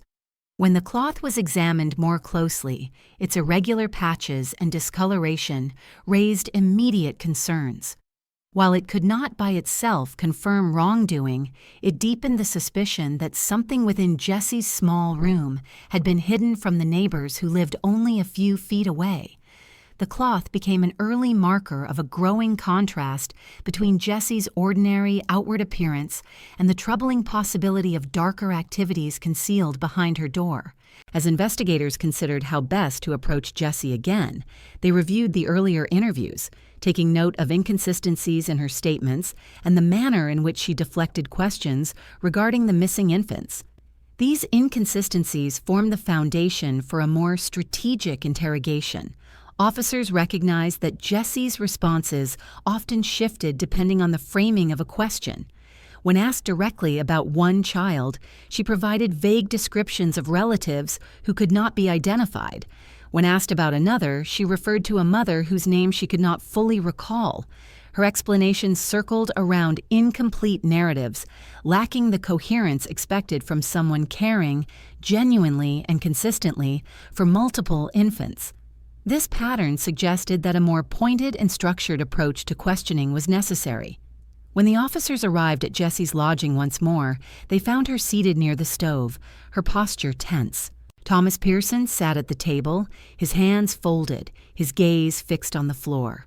The room felt colder than before. The fire burned lower, and the air carried a weight that seemed to accompany the advancing investigation. The officers entered with measured calm, aware that their presence could shift the dynamic of the entire case. They began by addressing Jessie, explaining that the inquiry had expanded and that they required clarity regarding each child placed in her care. Their tone remained formal yet firm, reflecting the seriousness of the situation. As the questioning proceeded, Jessie's initial composure began to erode. When the officers asked again about the infants, she attempted to offer explanations, but her voice wavered. She named people the officers could not verify, described events that conflicted with neighbor testimonies, and repeatedly insisted that the children had been retrieved by their mothers. Thomas, sitting beside her, occasionally interjected, though his comments offered little clarity. He claimed to have limited involvement in the care of the infants, describing himself as a passive presence in the household. However, his statements did little to reduce suspicion, as his evasiveness mirrored Jessie's in key areas. Realizing that the couple's accounts lacked credibility, officers shifted their approach. They presented Jessie with specific discrepancies noted during the investigation, naming dates and details provided by neighbors that contradicted her version of events. This tactic forced Jessie into moments of silence, during which she appeared to struggle with the weight of the officers' scrutiny. In one such moment, when questioned about a particular infant whose disappearance had raised significant concern, Jessie hesitated visibly. She opened her mouth to speak but closed it again, unable to offer an explanation. The silence in the room thickened as officers observed her closely, waiting for her to respond. Her inability to answer marked a turning point in the interrogation. Officers pressed further, asking Jessie why her lodging showed no signs of recent infant care. They pointed out the absence of feeding utensils, the lack of clothing or blankets typically associated with children, and the inconsistent details of her narrative. Faced with growing pressure, Jessie attempted to shift blame, suggesting that Thomas may have handled certain arrangements without her knowledge. Thomas, suddenly defensive, rejected this implication, insisting that Jessie managed all matters related to the infants. Their conflicting statements revealed a tension between them that had not been fully evident before, exposing fractures in their shared story. At this stage, officers informed Jessie that they would need to conduct additional searches of the lodging, including areas she had not previously permitted them to examine. Jessie reacted with visible distress, her hands trembling, her breathing rapid. Thomas shifted uncomfortably, understanding that further searches might reveal information they had both hoped would remain concealed. The officers reassured them that the search would be conducted according to established procedures, but the shift in tone made it clear that the investigation had entered a new, more serious phase. The search uncovered small but significant details that added weight to the developing case. Behind a piece of furniture, officers found remnants of cloth that matched the stained fabric they had previously collected. Beneath loose floorboards near the stove, they discovered faint traces of residue that prompted them to call for medical examiners. These findings did not yet provide definitive answers, but they suggested that actions had been taken to obscure events involving the missing infants. The officers documented each discovery carefully, recognizing that they would form part of the broader picture necessary for advancing the case. As the search continued, Jessie and Thomas grew increasingly tense. Jessie's eyes followed the officers' movements with a mixture of fear and resignation, while Thomas's posture remained rigid, revealing an internal struggle hidden beneath his composed exterior. The atmosphere in the room felt increasingly strained, as though the weight of the investigation pressed against the very walls of the lodging, bringing the truth closer to the surface with each moment that passed. When the officers concluded the expanded search, they confronted Jessie once more, emphasizing the importance of transparency and the consequences of withholding information. Jessie's responses were fragmented, her voice weak. She insisted that she had cared for the infants to the best of her ability, yet her explanations lacked substance. Thomas remained silent, his earlier defensiveness replaced by a strained quiet that left officers questioning his level of involvement in the unfolding events. Back at the station, the officers reviewed their findings with senior investigators, the collected evidence, the stained cloth, the contradictory testimonies, the behavior observed during questioning, combined to create a compelling argument that the case should proceed with greater urgency. Senior investigators recommended expanding the search beyond Jessie's lodging, suggesting that areas she might have visited during her early morning outings should be thoroughly examined. They also proposed bringing Jessie and Thomas in for formal questioning at the station, where the structured environment could yield clearer information. Before taking these steps, investigators consulted medical examiners about the residues found beneath the floorboards. The examiners, though limited by the scientific tools of the era, suggested that the residue might indicate that fluids had been present in the area. The findings were not conclusive, but they pointed toward the possibility that events involving the infants had occurred within Jessie's lodging. Combined with the eyewitness account of Jessie carrying bundles early in the morning, the evidence painted an increasingly troubling picture. The interrogation officers, reflecting on Jessie's silence when asked about the missing infant, felt a growing sense of urgency. Her hesitation had revealed more than her words, suggesting knowledge she could not bring herself to disclose. The officers recognized that this case now extended beyond administrative oversight and into the realm of potential criminal wrongdoing. The next steps required decisive action, a coordinated effort to uncover physical evidence in surrounding areas, and a renewed interrogation of Jessie and Thomas with the full weight of the investigation behind it. Late that night, as the officers prepared their next move, one memory from earlier in the day stood out: the sight of the stained cloth, now logged as evidence, resting quietly against the stark white background of the examination table. Its presence seemed to symbolize the gravity of the case, a silent witness to events yet fully understood.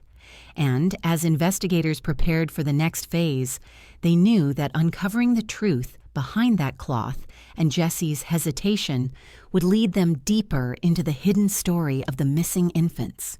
Jessie King's hesitation during questioning stayed with investigators long after they left her lodging. That moment of silence, brief yet heavy, marked a shift in their understanding of the case.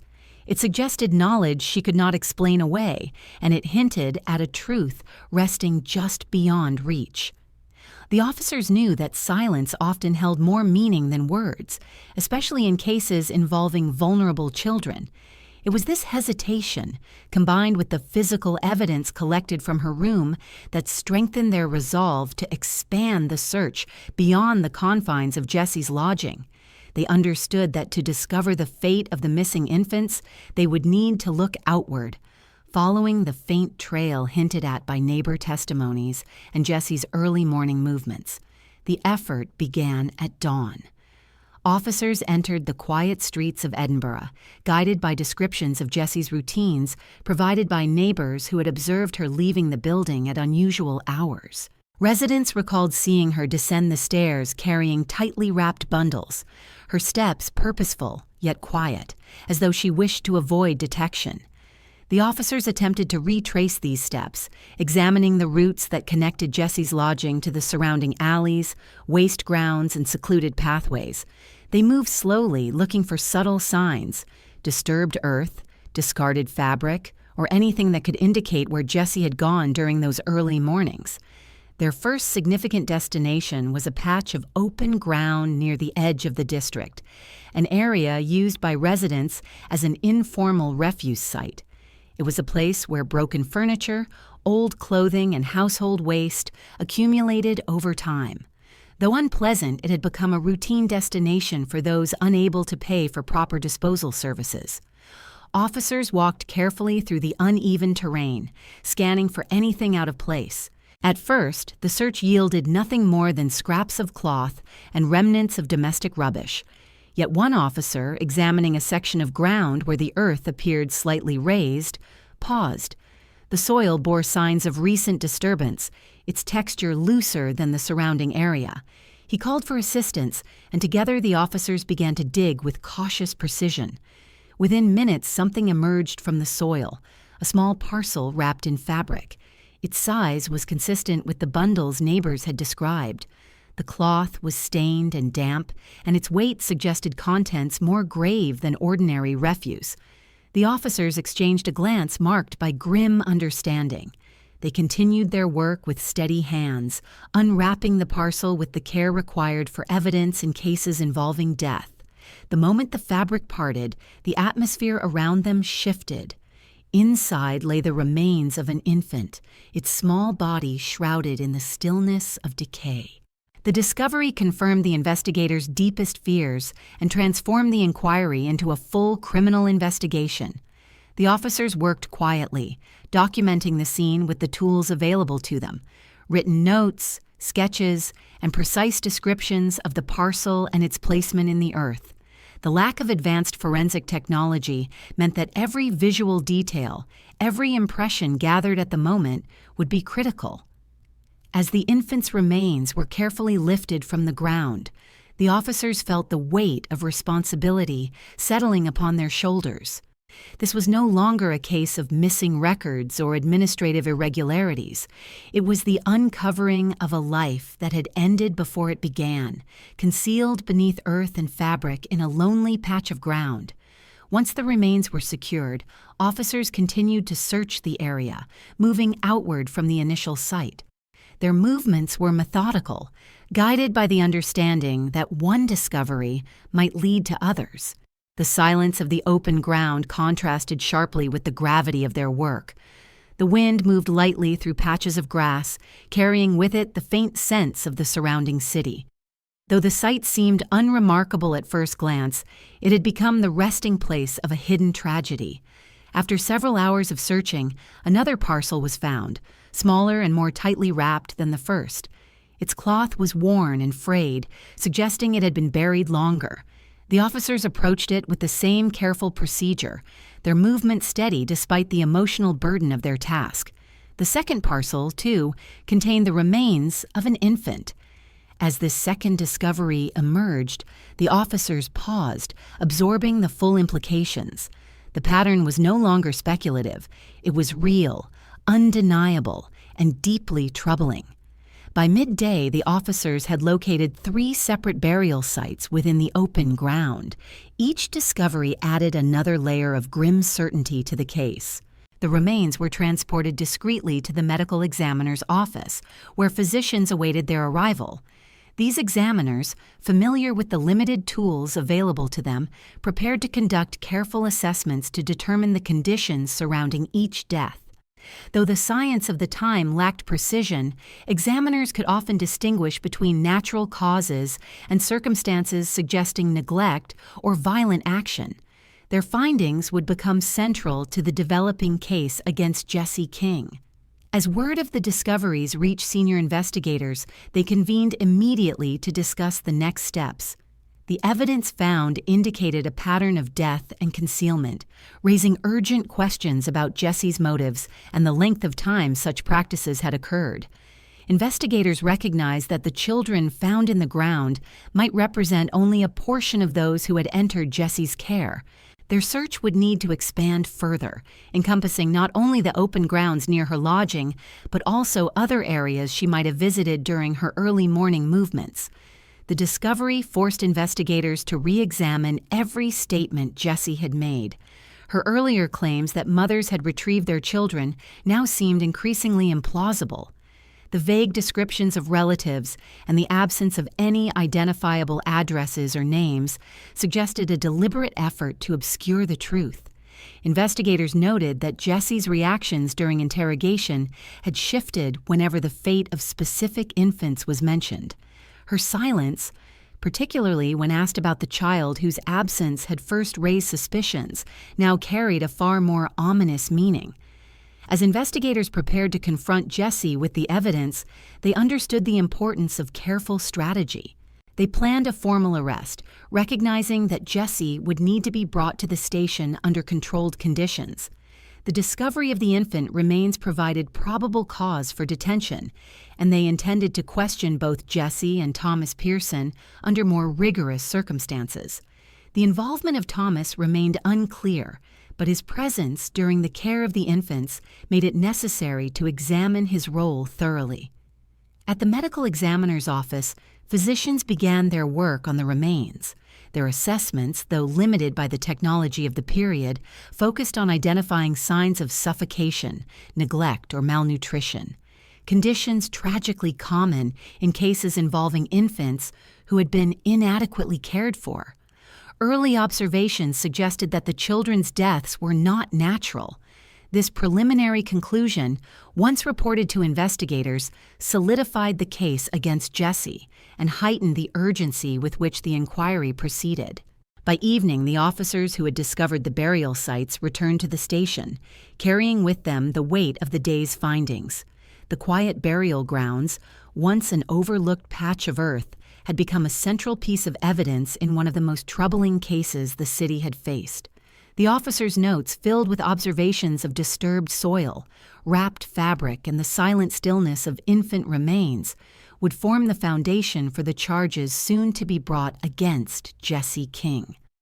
As preparations were made for Jessie's arrest, one image from the day lingered in the minds of the investigators, the sight of sealed evidence boxes being carried from the open ground into waiting carriages. The boxes, marked with care and secured tightly, represented the beginning of a long and painful effort to reveal the truth hidden within Jessie's quiet, ordinary-looking life. And as those boxes disappeared into the gathering dusk, they signaled the end of speculation and the beginning of a criminal case that would reveal the full extent of the tragedy. The evidence boxes, sealed in the dim light of evening, were carried into the station with a solemn sense of purpose. The officers who had unearthed the infant's remains moved with quiet determination, aware that their discoveries had transformed the case into one of the most serious investigations the city had encountered in years. News of the findings spread quickly within official circles, prompting senior investigators to convene before nightfall. Their meeting room, lit by a single overhead lamp, filled with discussion about the next steps, each man understanding that the time for tentative inquiries was over. The remains, the buried parcels, and the inconsistencies in Jessie King's statements together constituted more than suspicion. They represented a tragic pattern requiring immediate action. The decision to arrest Jessie King was unanimous. The evidence now pointed directly to her involvement in the deaths of the infants entrusted to her care. Investigators also agreed that Thomas Pearson must be taken into custody for questioning, given his presence and the possibility that he had participated in or enabled the acts under investigation. While the full extent of his involvement remained unclear, his evasive statements during earlier interviews warranted further scrutiny. The plan was set. Officers would approach the couple early the following morning, before the streets grew busy and neighbors began their daily routines. When dawn arrived, the officers set out toward Jessie's lodging. The streets were quiet, the light still pale, casting long shadows against the stone walls. Residents remained indoors, huddled close to their hearths against the lingering chill. The officers climbed the narrow stairway leading to Jessie's door.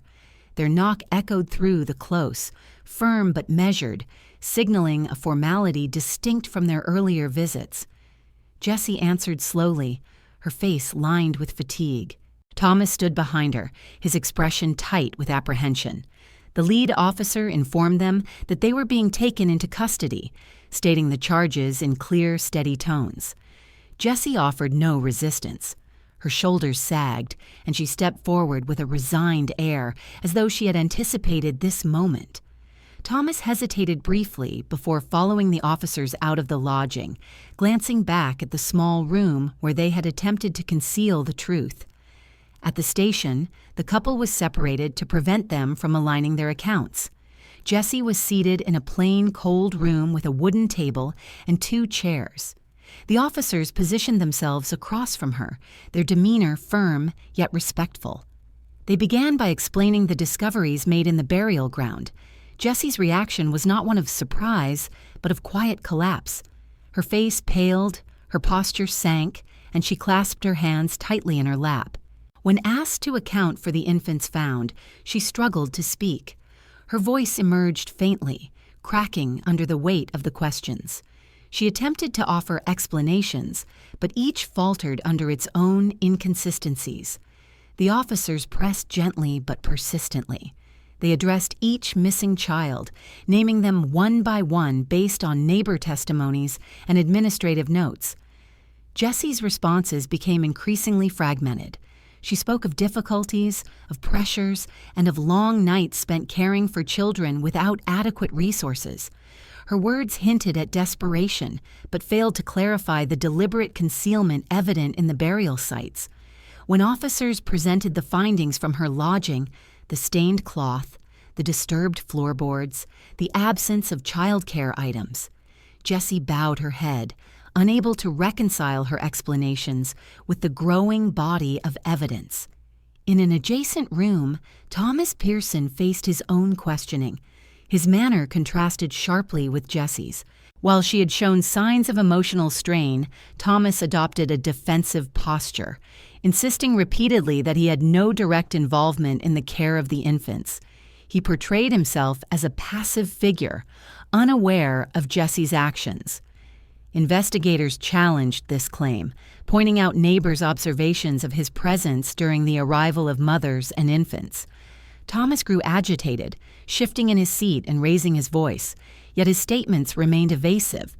His insistence on ignorance failed to persuade the officers, who noted the discrepancies for later review. As the interrogations continued, investigators revisited the medical examiner's initial findings. The examiners, though limited by the forensic tools of the time, had identified signs consistent with suffocation and neglect.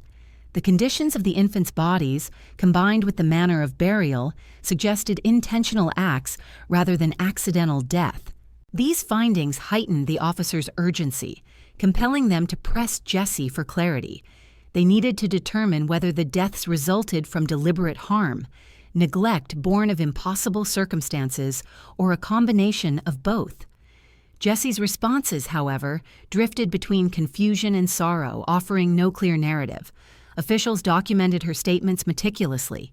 Each pause, inconsistency, and moment of hesitation was recorded in the written transcripts. These records would later play a critical role during the legal proceedings, forming part of the foundation upon which the case against Jessie King would be built. The officers, aware of their responsibility, approached their work with an unwavering commitment to ensuring that the full truth was brought forward. Outside the interrogation rooms, senior investigators reviewed the timeline formed by the emerging evidence. They examined the arrival of each infant, the dates of disappearance, and Jessie's movements across the city. The pattern revealed a troubling regularity. Infants arrived under the guise of temporary care and were soon unaccounted for. The administrative gaps no longer appeared as simple oversights, but as deliberate attempts to obscure the fate of the children. Investigators debated the role of poverty and social isolation in the case, recognizing that while Jessie had lived under harsh circumstances, the nature of the evidence pointed toward actions that exceeded mere desperation. Later that day, officers conducted another search of Jessie's lodging, this time with greater intensity. They examined the space inch by inch, removing floorboards, inspecting the stove, and searching for hidden compartments. Behind a loose plank near the wall, they found another bundle of cloth, small, tightly folded, and stained. The cloth contained remnants that suggested an attempt to conceal additional evidence. Though not as definitive as the burial sites, the discovery supported the growing conclusion that Jessie's lodging had been a site of ongoing activity related to the infants' deaths. By the time the search concluded, the officers had gathered enough evidence to justify formal charges. Jessie King was officially charged with murder, and Thomas Pearson faced charges of complicity and neglect in connection with the deaths. The arrests sent a shock through the community. Neighbors who had once exchanged casual greetings with Jessie now confronted the realization that the quiet woman they had known had been carrying a devastating secret. Newspapers soon caught wind of the case, though early reports were cautious, reflecting only the basic details released by authorities. As Jessie awaited her next interrogation, she sat alone in her cell, her thoughts hidden behind a still, exhausted expression. The cold stones of the walls pressed inward, mirroring the isolation of her circumstances. The officers outside prepared for another round of questioning, determined to uncover the truth that Jessie had held tightly for so long. Her silence had opened the door to suspicion, but it was the discovery of the infant remains that had propelled the case into full clarity. The next morning, the courthouse doors stood open for the initial hearing. It was a quiet event, lacking the crowds that would later gather as the case gained public attention. Yet the opening of those doors symbolized the beginning of a formal legal process that would examine every aspect of the infant's deaths and Jessie King's role in them. The officers who had worked tirelessly to uncover the truth stood nearby watching as Jessie was led into the chamber, her steps slow, her gaze fixed downward. The investigation had reached a critical turning point, and what unfolded within the courtroom would determine the course of the case and the final understanding of the tragedy that had shaken the heart of Edinburgh. The courthouse doors that opened for Jessie King's initial hearing revealed a chamber marked by the rigid solemnity of 19th-century Scottish justice. The hall was lit by tall windows that allowed gray morning light to fall across polished wooden benches, and the raised bench where the magistrate presided. Although the early hearing drew fewer onlookers than later proceedings would, those present felt the weight of an unfolding tragedy. Officers stood near the entrance, their posture formal yet subdued, while clerks arranged papers at the front desk with practiced precision. The atmosphere was hushed, shaped by a mixture of curiosity, discomfort, and the recognition that the case before them involved the most vulnerable members of society. Jessie King entered the courtroom with slow, measured steps. Her hands were clasped before her, the strain of the previous days etched across her face. She did not look toward the small audience gathered behind her. Instead, her gaze remained fixed on the floor, her expression subdued and weary. Thomas Pearson followed shortly after, escorted separately into the chamber. His appearance was equally strained, though his downcast eyes reflected a different kind of tension, one shaped by indignation, fear, and uncertainty. Both faced the magistrate, who regarded them with a stern but impartial expression. The initial hearing focused on the charges brought against Jessie and Thomas. The magistrate read aloud the allegations, his voice steady, echoing through the chamber. Jessie was charged with multiple counts of murder, based on the remains discovered and the evidence recovered from her lodging. Thomas faced charges of complicity and neglect, reflecting the uncertainty surrounding his involvement. Their defense representatives requested time to review the evidence before making formal statements. The magistrate agreed, emphasizing the seriousness of the case and stressing the importance of thorough legal preparation before the proceedings advanced. Following the brief hearing, Jessie and Thomas were remanded to custody, awaiting further legal review. News of the charges began to spread across Edinburgh. Newspapers, cautious in their early coverage, published short articles outlining the discovery of infant remains and the arrest of a woman known in the community for accepting children under informal arrangements. The tone of these reports was measured, reflecting the limited information available, yet they hinted at a case that would soon capture widespread public attention. As the days passed, whispers circulated through the city's closes and marketplaces, where people discussed the troubling details with a mixture of shock and sorrow. Inside the prison where Jessie awaited her next appearance, her days followed a rigid routine. She was given simple meals and escorted under supervision to a small exercise yard, where she walked in silence, avoiding eye contact with others. Her cell was sparse, its cold stone walls emblematic of her isolation. In these quiet hours, Jessie's thoughts drifted between her past actions and the looming trial. The investigator's questions echoed in her mind, each one bringing back memories she had attempted to suppress. Her earlier silence during questioning now weighed heavily upon her, shadowed by the realization that the evidence found had revealed far more than her words ever could. Meanwhile, investigators continued their work, refining the case that would be presented during the trial. They consulted legal experts and medical examiners, ensuring that every detail was carefully documented. The medical examiners prepared reports describing the condition of the infant's remains, noting signs of suffocation, poor nourishment, and neglect. Though the limited forensic capabilities of the era prevented absolute certainty, the patterns indicated consistent and deliberate harm. These findings would play a critical role in shaping the prosecution's argument, highlighting the severity of the acts committed and the vulnerability of the victims. Police officers revisited the burial grounds, searching for any additional evidence that might strengthen their case. They examined the surrounding areas, a process made more thorough by the knowledge that any overlooked detail could become significant during the trial. Their return to the site was marked by a sense of solemn responsibility. The ground where the infants were found had been disturbed only by the investigative team, its soil still bearing the marks of their earlier work. Officers walked through the area with slow, careful steps, mindful of the possibility that additional remains might be hidden nearby.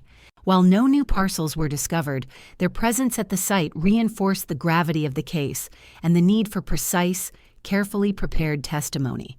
As the legal team assembled their arguments, the community began to grapple with the broader implications of the case. The practice of baby farming, long tolerated as an informal solution to the struggles of unmarried or impoverished mothers, now faced scrutiny. Public discussions turned toward the conditions that had allowed such arrangements to flourish. Charitable organizations held meetings to discuss reforms, and religious leaders delivered sermons addressing the moral duties of society toward vulnerable children. The tragedy revealed by the investigation exposed the gaps in the social support system and the consequences of leaving childcare in the hands of individuals who operated outside regulated frameworks. Within the precinct where Thomas was held, his own reflections took shape under the strain of confinement. He had maintained his claim of ignorance during questioning, insisting that Jessie alone managed the care of the infants. Yet the investigator's belief that he played some part in the events remained strong. Thomas faced mounting pressure to clarify his role. Conversations with his legal representative focused on crafting a defense that might mitigate his involvement, though each meeting underscored the challenge he faced. The evidence, while more directly linked to Jessie, included observations that placed Thomas in the lodging at key moments. His proximity to the events created a shadow of doubt that would be difficult to dispel when the trial began. As weeks passed, the date of the formal proceedings approached. The courthouse, once occupied only by a small gathering during the initial hearing, now drew greater public interest. Citizens discussed the case at length, sharing the information they had gleaned from newspapers and community conversations. The more details emerged, the more the city's attention turned toward the upcoming trial. People questioned how such tragedies could occur unnoticed within their neighborhoods. Others reflected on the desperation faced by mothers who had entrusted their infants to Jessie. The case stirred a deep sense of communal introspection, probing the vulnerabilities of a society grappling with poverty and limited social welfare structures. On the morning the formal trial commenced, the courthouse was filled with observers who had arrived early to secure seats. Journalists from local publications took their places, prepared to report on the proceedings with the seriousness the case demanded. Officers escorted Jessie into the courtroom, her expression unchanged from the earlier hearing. She walked with slow steps, her eyes cast downward, her face pale. Thomas followed shortly afterward, appearing more anxious, his movements less controlled. Inside the courtroom, the atmosphere held an intense quiet.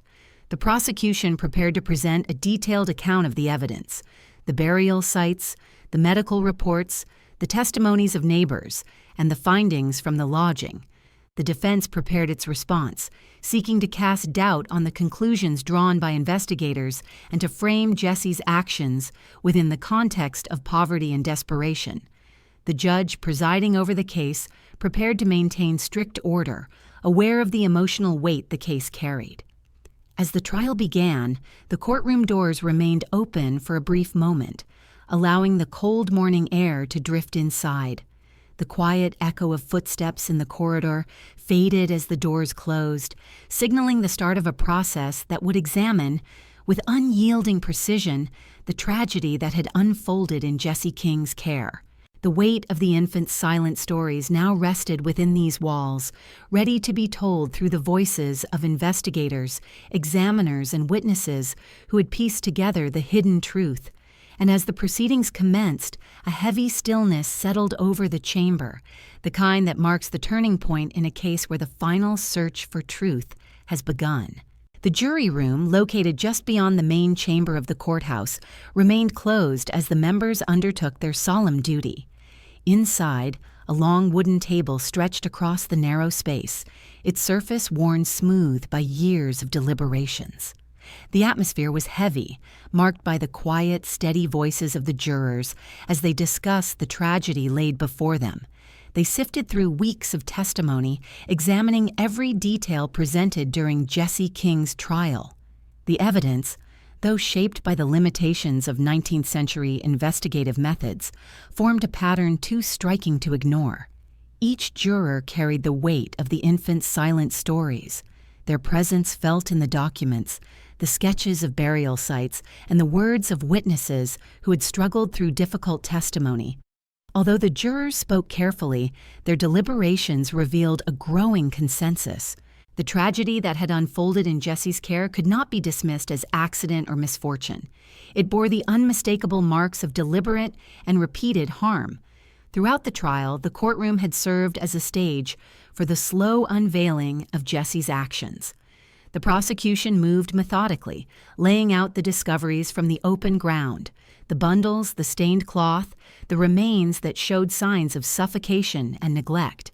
Medical examiners, though limited by the era's rudimentary techniques, testified with sober clarity about the conditions of the infants' bodies. Their words carried a stark gravity that lingered in the minds of the jurors.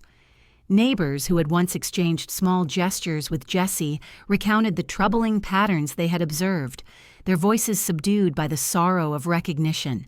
They remembered the mothers arriving at Jessie's door with infants in their arms. They recalled seeing Jessie walk down the stairs at dawn, carrying tightly wrapped bundles. These memories, once harmless in isolation, took on new meaning as the case unfolded. Jessie's defense attempted to shift the narrative, arguing that poverty and desperation had shaped her decisions. They emphasized her limited means, her unstable relationship with Thomas Pearson, and the overwhelming responsibilities placed upon her. They suggested that some deaths could have been the result of natural causes or inadequate resources rather than intentional harm. Yet the evidence contradicted these explanations. The consistent pattern of concealed burials, the absence of any attempt to notify authorities or return children to their mothers, and the repeated deceptions during questioning undermined the defense's efforts. The prosecution argued that even in poverty, the deliberate concealment of death could not be excused. The jurors, listening with careful attention, weighed these arguments in their deliberations. Jessie herself had spoken little during the trial. Her appearance remained subdued, her voice faint when she responded to the judge. She avoided eye contact with the witnesses, with the jury, and with the few observers who filled the benches behind her. Her silence, once a shield during the early investigation, now appeared as resignation. Whether this silence reflected remorse, detachment, or fear remained unclear. Yet her stillness had shaped the tone of the proceedings, casting a quiet shadow across each day of testimony. Thomas Pearson, seated beside her throughout the trial, maintained a tense demeanor. His defense argued that he had been unaware of Jessie's actions, portraying him as a man of limited influence and minimal involvement. However, the uncertainties surrounding his presence in the lodging and the evasive nature of his earlier statements left the jury uneasy about his role, even if they were not asked to determine his guilt in the same manner. When the jury room door finally opened, a hush fell across the courtroom. The jurors entered with somber expressions, their steps slow and deliberate. The judge addressed them with formal gravity, asking whether they had reached a verdict. The foreman stepped forward, holding a folded sheet of paper that contained the jury's decision. In a calm, steady voice, he delivered the verdict. Jessie King was found guilty of murder. The courtroom remained silent as the words settled over the chamber. No gasps or murmurs followed. Instead, the silence reflected the solemn understanding shared by all present. Jessie stood motionless, her hands clasped before her, her expression unreadable. She remained still as the judge addressed her directly, outlining the next stages of the legal process and confirming that sentencing would proceed according to the law. The public reaction to the verdict was marked by a subdued but profound sense of shock. Newspapers published detailed accounts of the trial, describing the evidence and the heartrending testimony heard in court. Editorials reflected on the tragedy, questioning how such events could occur unnoticed in the midst of a busy city. The case exposed the vulnerabilities of a social system that relied heavily on informal childcare arrangements, where suffering often unfolded quietly behind closed doors. The discussions that followed extended beyond Jessie's guilt, prompting broader reflection on poverty, maternal support, and the responsibilities of communities toward vulnerable children. As Jessie awaited sentencing, she was transferred to a prison cell where she would spend the final days before her fate was formally sealed. The cell was cold and dimly lit, its walls thick and unyielding. She spent her time in quiet contemplation, receiving occasional visits from religious ministers who offered counsel and prayers. These interactions were gentle and steady, shaped by the minister's understanding of the gravity of her situation. They spoke to her of repentance, of reflection, and of the need to acknowledge the lives that had been lost.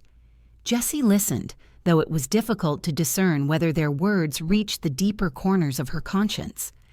In the streets outside the prison, life continued with its usual rhythm. Coal carts rolled along the cobblestones, families visited markets, and workers hurried to their jobs. Yet beneath the surface, the community carried a quiet awareness of the tragedy that had unfolded. Conversations occurred in low tones, with neighbors reflecting on the signs they had noticed and the questions they had failed to ask. Some felt guilt for having overlooked the troubling patterns. Others felt sorrow for the mothers who had trusted Jessie with their children. The collective reflection revealed a community grappling with the complexities of responsibility, tragedy, and the limits of human understanding. Inside the courthouse, preparations were made for Jessie's sentencing. The judge reviewed the case notes, the witness testimonies, and the jury's verdict. He recognized the case's significance, both legally and socially. It was not simply a matter of determining punishment, but of acknowledging the profound loss of life and the context in which it had occurred.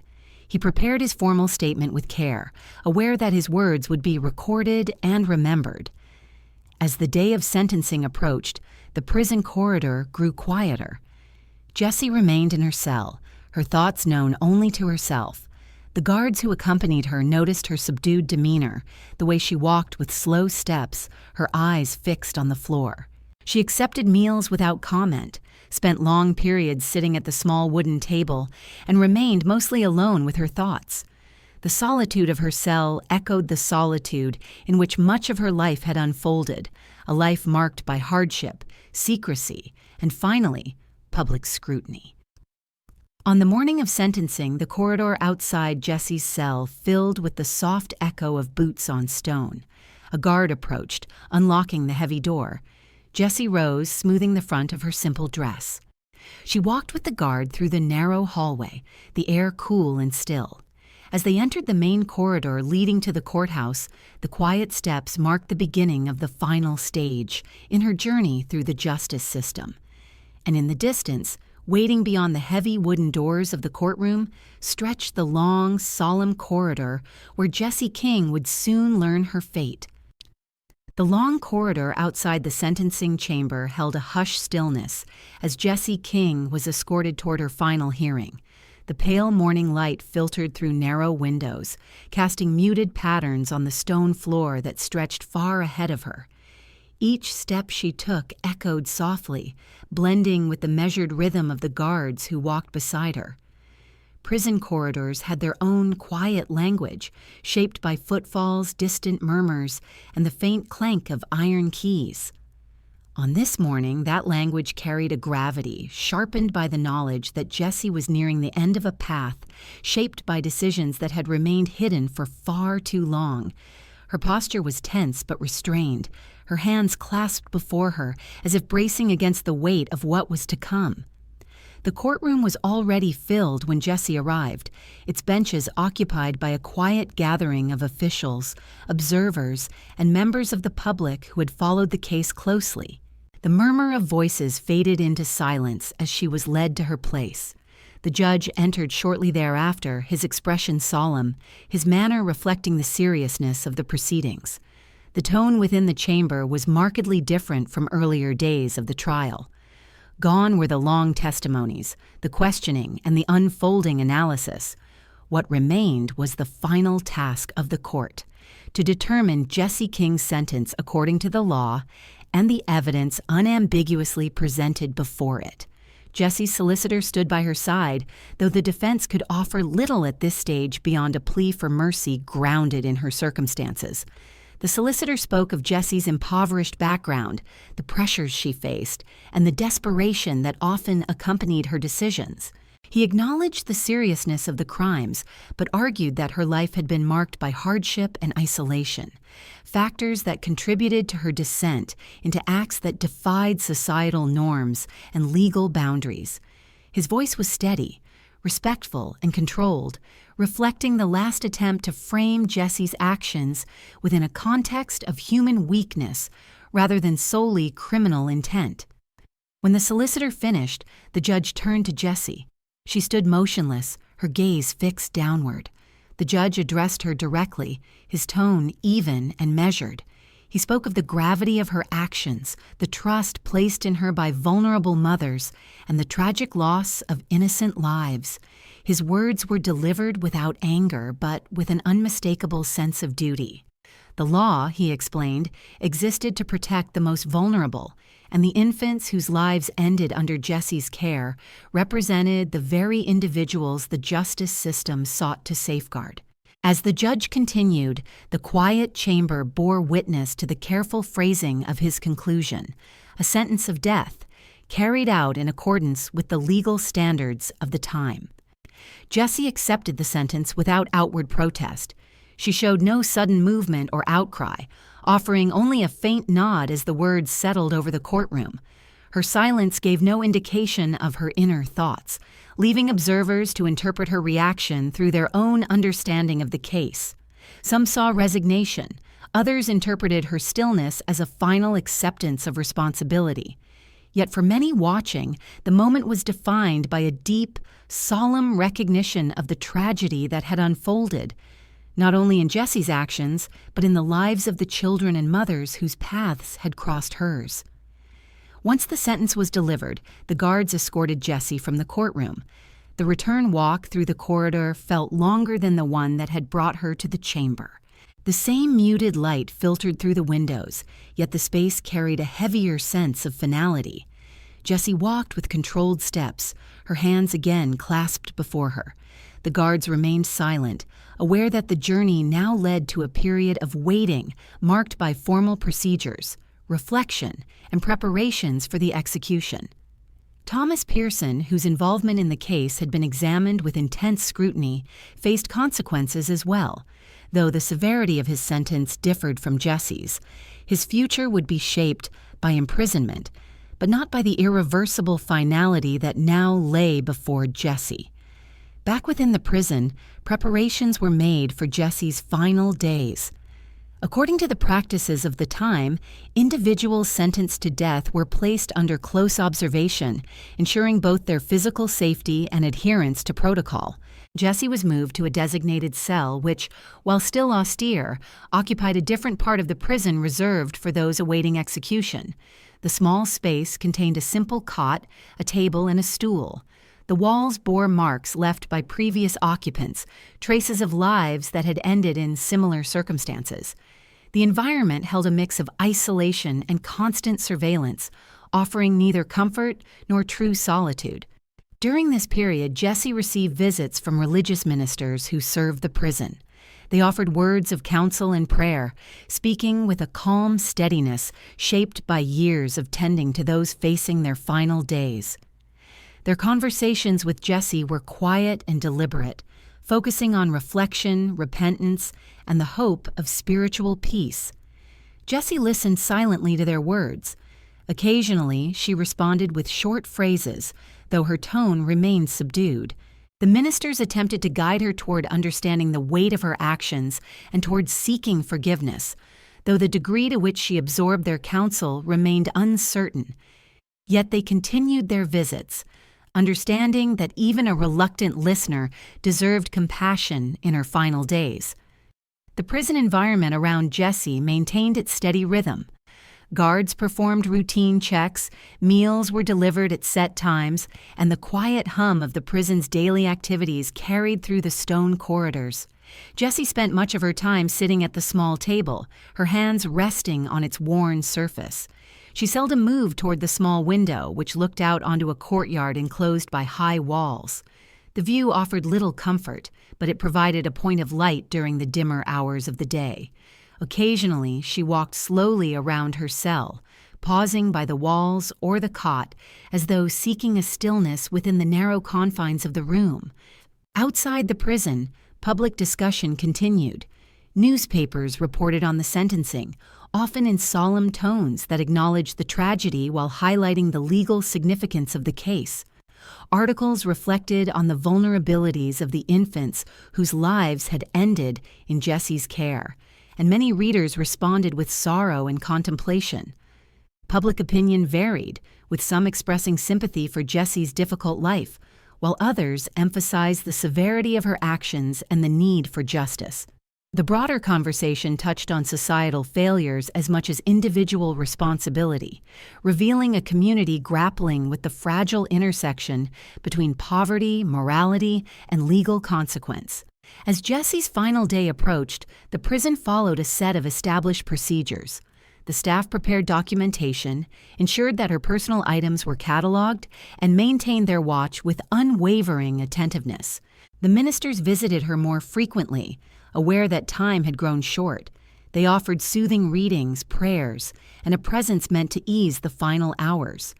Jessie accepted their visits quietly, her expression unchanged, her movements deliberate and subdued. When the morning of the execution arrived, the sky outside the prison held the muted blue of early dawn. The air was cold, carrying the stillness that precedes the first stirrings of day. Jessie rose early, assisted by the guards who had been assigned to accompany her. She dressed in the plain garments provided and stood for a moment in the center of her cell, her hands folded before her. The guards led her from the room, unlocking the heavy iron door with a quiet click. Jessie stepped into the corridor, where a thin beam of dawn light filtered in from a distant window. The air felt sharper than it had in the days before, marking the quiet transition from life within her cell to the final path she would walk. The execution site, prepared according to standard procedures, awaited her in the yard. As Jessie was escorted through the final series of doors, the cold morning air met her face, carrying with it the stark stillness of the prison grounds. The moment was solemn, stripped of all ceremony, shaped entirely by the gravity of her sentence. Jessie moved with steady steps, her figure small against the broad gray stones of the enclosure, and as the cold dawn settled over the yard, the final chapter of Jessie King's life began to draw quietly to its close. The cold dawn settled with a muted stillness over the prison yard as Jessie King stepped into the open air for the final time. The gray light of early morning cast long shadows across the stone walls, each one softened by a thin mist rising from the cold ground. The guards who accompanied her maintained a steady pace, their expressions solemn. In the quiet of this hour, the usual sounds of the city beyond the prison walls seemed distant and muffled, as though the world held its breath in recognition of what was about to unfold. Jessie walked with small, controlled steps, her posture rigid, her hands clasped lightly before her. She did not raise her head to look around. The yard, the gallows, the officials assembled, all remained unseen as she focused on the ground ahead of her. Those witnessing the moment later remarked on her stillness, the near silence of her movements, and the impression that she had retreated into a private realm of inward reflection. The final steps followed established procedures, reflecting the solemn decorum maintained in 19th-century Scottish executions. The governor of the prison stood nearby, accompanied by a small group of officials whose roles required presence but not participation. A minister remained close to Jessie, offering quiet words of prayer and consolation. His tone matched the subdued atmosphere of the morning, his voice a gentle murmur meant to anchor her in calm amid the gravity of the moment. He had visited her frequently in her final days, encouraging her to seek spiritual solace, inviting her to speak of her regrets, and guiding her through the rituals of repentance common to the era. Whether these words brought her comfort remained known only to Jessie, whose expression revealed little beyond fatigue and inward contemplation. When the procedure began, the officials moved with practiced efficiency. The executioner, trained in the precise steps required, carried out his duties with a steady professionalism, shaped by years of experience and the solemn understanding of his role. Jessie's hands were secured with a measured gentleness, and she was guided to the marked position. The minister continued his quiet recitation of prayer, his voice steady against the quiet air. The moment carried a profound stillness, one that bore the weight of responsibility, legal finality, and the sorrow of lives ended long before their time. Jessie remained calm throughout the final preparations, offering no resistance and making no final statement. Her silence, which had marked much of the trial and the weeks that followed, remained unbroken. The execution took place swiftly, according to the standards of the time. Witnesses later described a moment nearly devoid of sound, the silence broken only by the brief, necessary movements involved in carrying out the sentence. When it was over, the officials recorded the exact time and proceeded with the formalities required by law. The body was examined by medical representatives to confirm the completion of the sentence. These steps, though clinical, were carried out with a respectful solemnity. The prison staff treated the procedure as a duty of the state, conducted without spectacle or unnecessary delay. After the execution, Jessie's body was prepared according to protocol. In 19th-century Scotland, individuals executed by the state were typically buried within the grounds of the prison. The burial process was handled by officials who ensured that records were kept, marking the date, time, and location of interment. Jessie's burial was conducted quietly, witnessed only by a small number of required officials. No public ceremony accompanied the moment. Her grave, like those of others who had met similar fates, bore no elaborate marker. It existed as part of the institutional record, reflecting the period's approach to the handling of executed individuals, an approach shaped by pragmatism, privacy, and the desire to maintain order within the justice system. Following the burial, the prison resumed its daily rhythm. The routine sounds of movement returned to the corridors, and the yard, emptied of witnesses, soon held only the marks of early morning frost. For the staff who had tended to Jessie during her final days, the morning brought a sense of closure tempered by the lingering weight of the case. Executions, though not uncommon in the era, carried emotional complexities that officers seldom expressed openly. Jessie's case, involving the deaths of multiple infants, was particularly troubling. The officers who had walked her through the final hours carried quiet reflections about the tragedy, the circumstances that had led her to such acts, and the children whose lives had been lost. In the city beyond the prison walls, news of Jessie King's execution spread swiftly. Newspapers printed detailed accounts of the event, rendering the final chapter of the case in sober, careful language.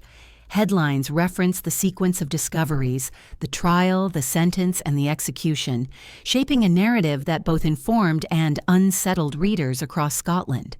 Editorial pieces reflected on the broader implications of the case, urging the public to consider the social conditions that had created an environment where infant welfare depended on unregulated private arrangements. These discussions, though varied in perspective, highlighted a growing awareness of the need for reforms in childcare oversight, poverty relief, and support for unmarried mothers. In the weeks that followed, charitable organizations, religious groups, and community leaders held meetings to address the systemic failings revealed by the case. Some advocated for greater public funding for childcare institutions, hoping to reduce the reliance on informal arrangements that could place infants at risk.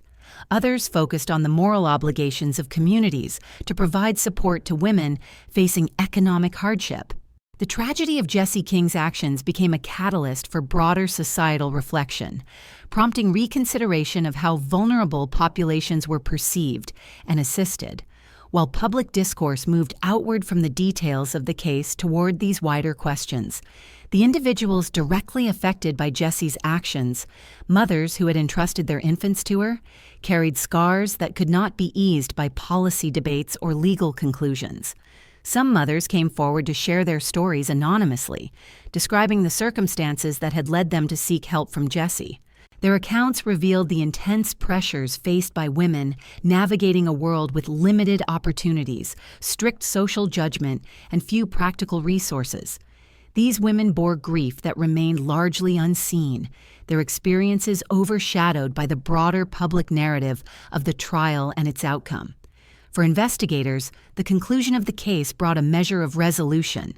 The officers who had uncovered the burial grounds questioned neighbors and pieced together the evidence, found solace in the belief that they had given voice to the infants who could not speak for themselves. Yet the emotional weight of their work lingered. Cases involving children often left deeper impressions, shaping the perspectives of those tasked with uncovering the truth. Several officers later reflected that Jessie's case had altered their understanding of the hidden struggles occurring within the city's poorest districts. They became more attentive to the subtle signs of neglect or desperation that might mark the beginnings of similar tragedies. Historical records showed that Jessie King's execution marked one of the final instances in Scotland where a woman was executed for crimes of this nature. Her case contributed to public awareness of the dangers inherent in unregulated childcare and the shadowed world of baby farming. Over time, reforms slowly emerged, informed in part by the lessons drawn from cases like Jessie's. While these reforms could not undo the past, they represented an evolving understanding of the responsibilities society bore toward its most vulnerable members. As the years passed, the memory of Jessie King's case faded from public consciousness, overshadowed by new events and the continual shifts of history. Yet within the archives of Edinburgh's legal records, within parish notes and preserved newspaper articles, her story remained, a quiet, unsettling reminder of the fragile boundary between desperation and tragedy. Her life, and the lives of the children who entered her care, became part of the historical record that scholars and historians would revisit, examining the complexities of human struggle in an era marked by limited resources and harsh social expectations. In closing the narrative of this case, one is reminded that history often reveals the shadows of ordinary lives, shadows that carry lessons, warnings, and moments of reflection. The story of Jessie King stands as one such shadow, a testament to the profound impact that hidden suffering can have upon individuals and communities alike. Through careful remembrance, these stories, difficult and painful though they may be, continue to inform broader efforts to understand and support those who live at the edges of society's vision. Thank you for joining this exploration of a difficult chapter in Scotland's history. Your presence here, listening and reflecting, helps keep alive the awareness of moments that should never be forgotten. Until our next journey into the past, take care and continue to remember the voices that history sometimes leaves behind.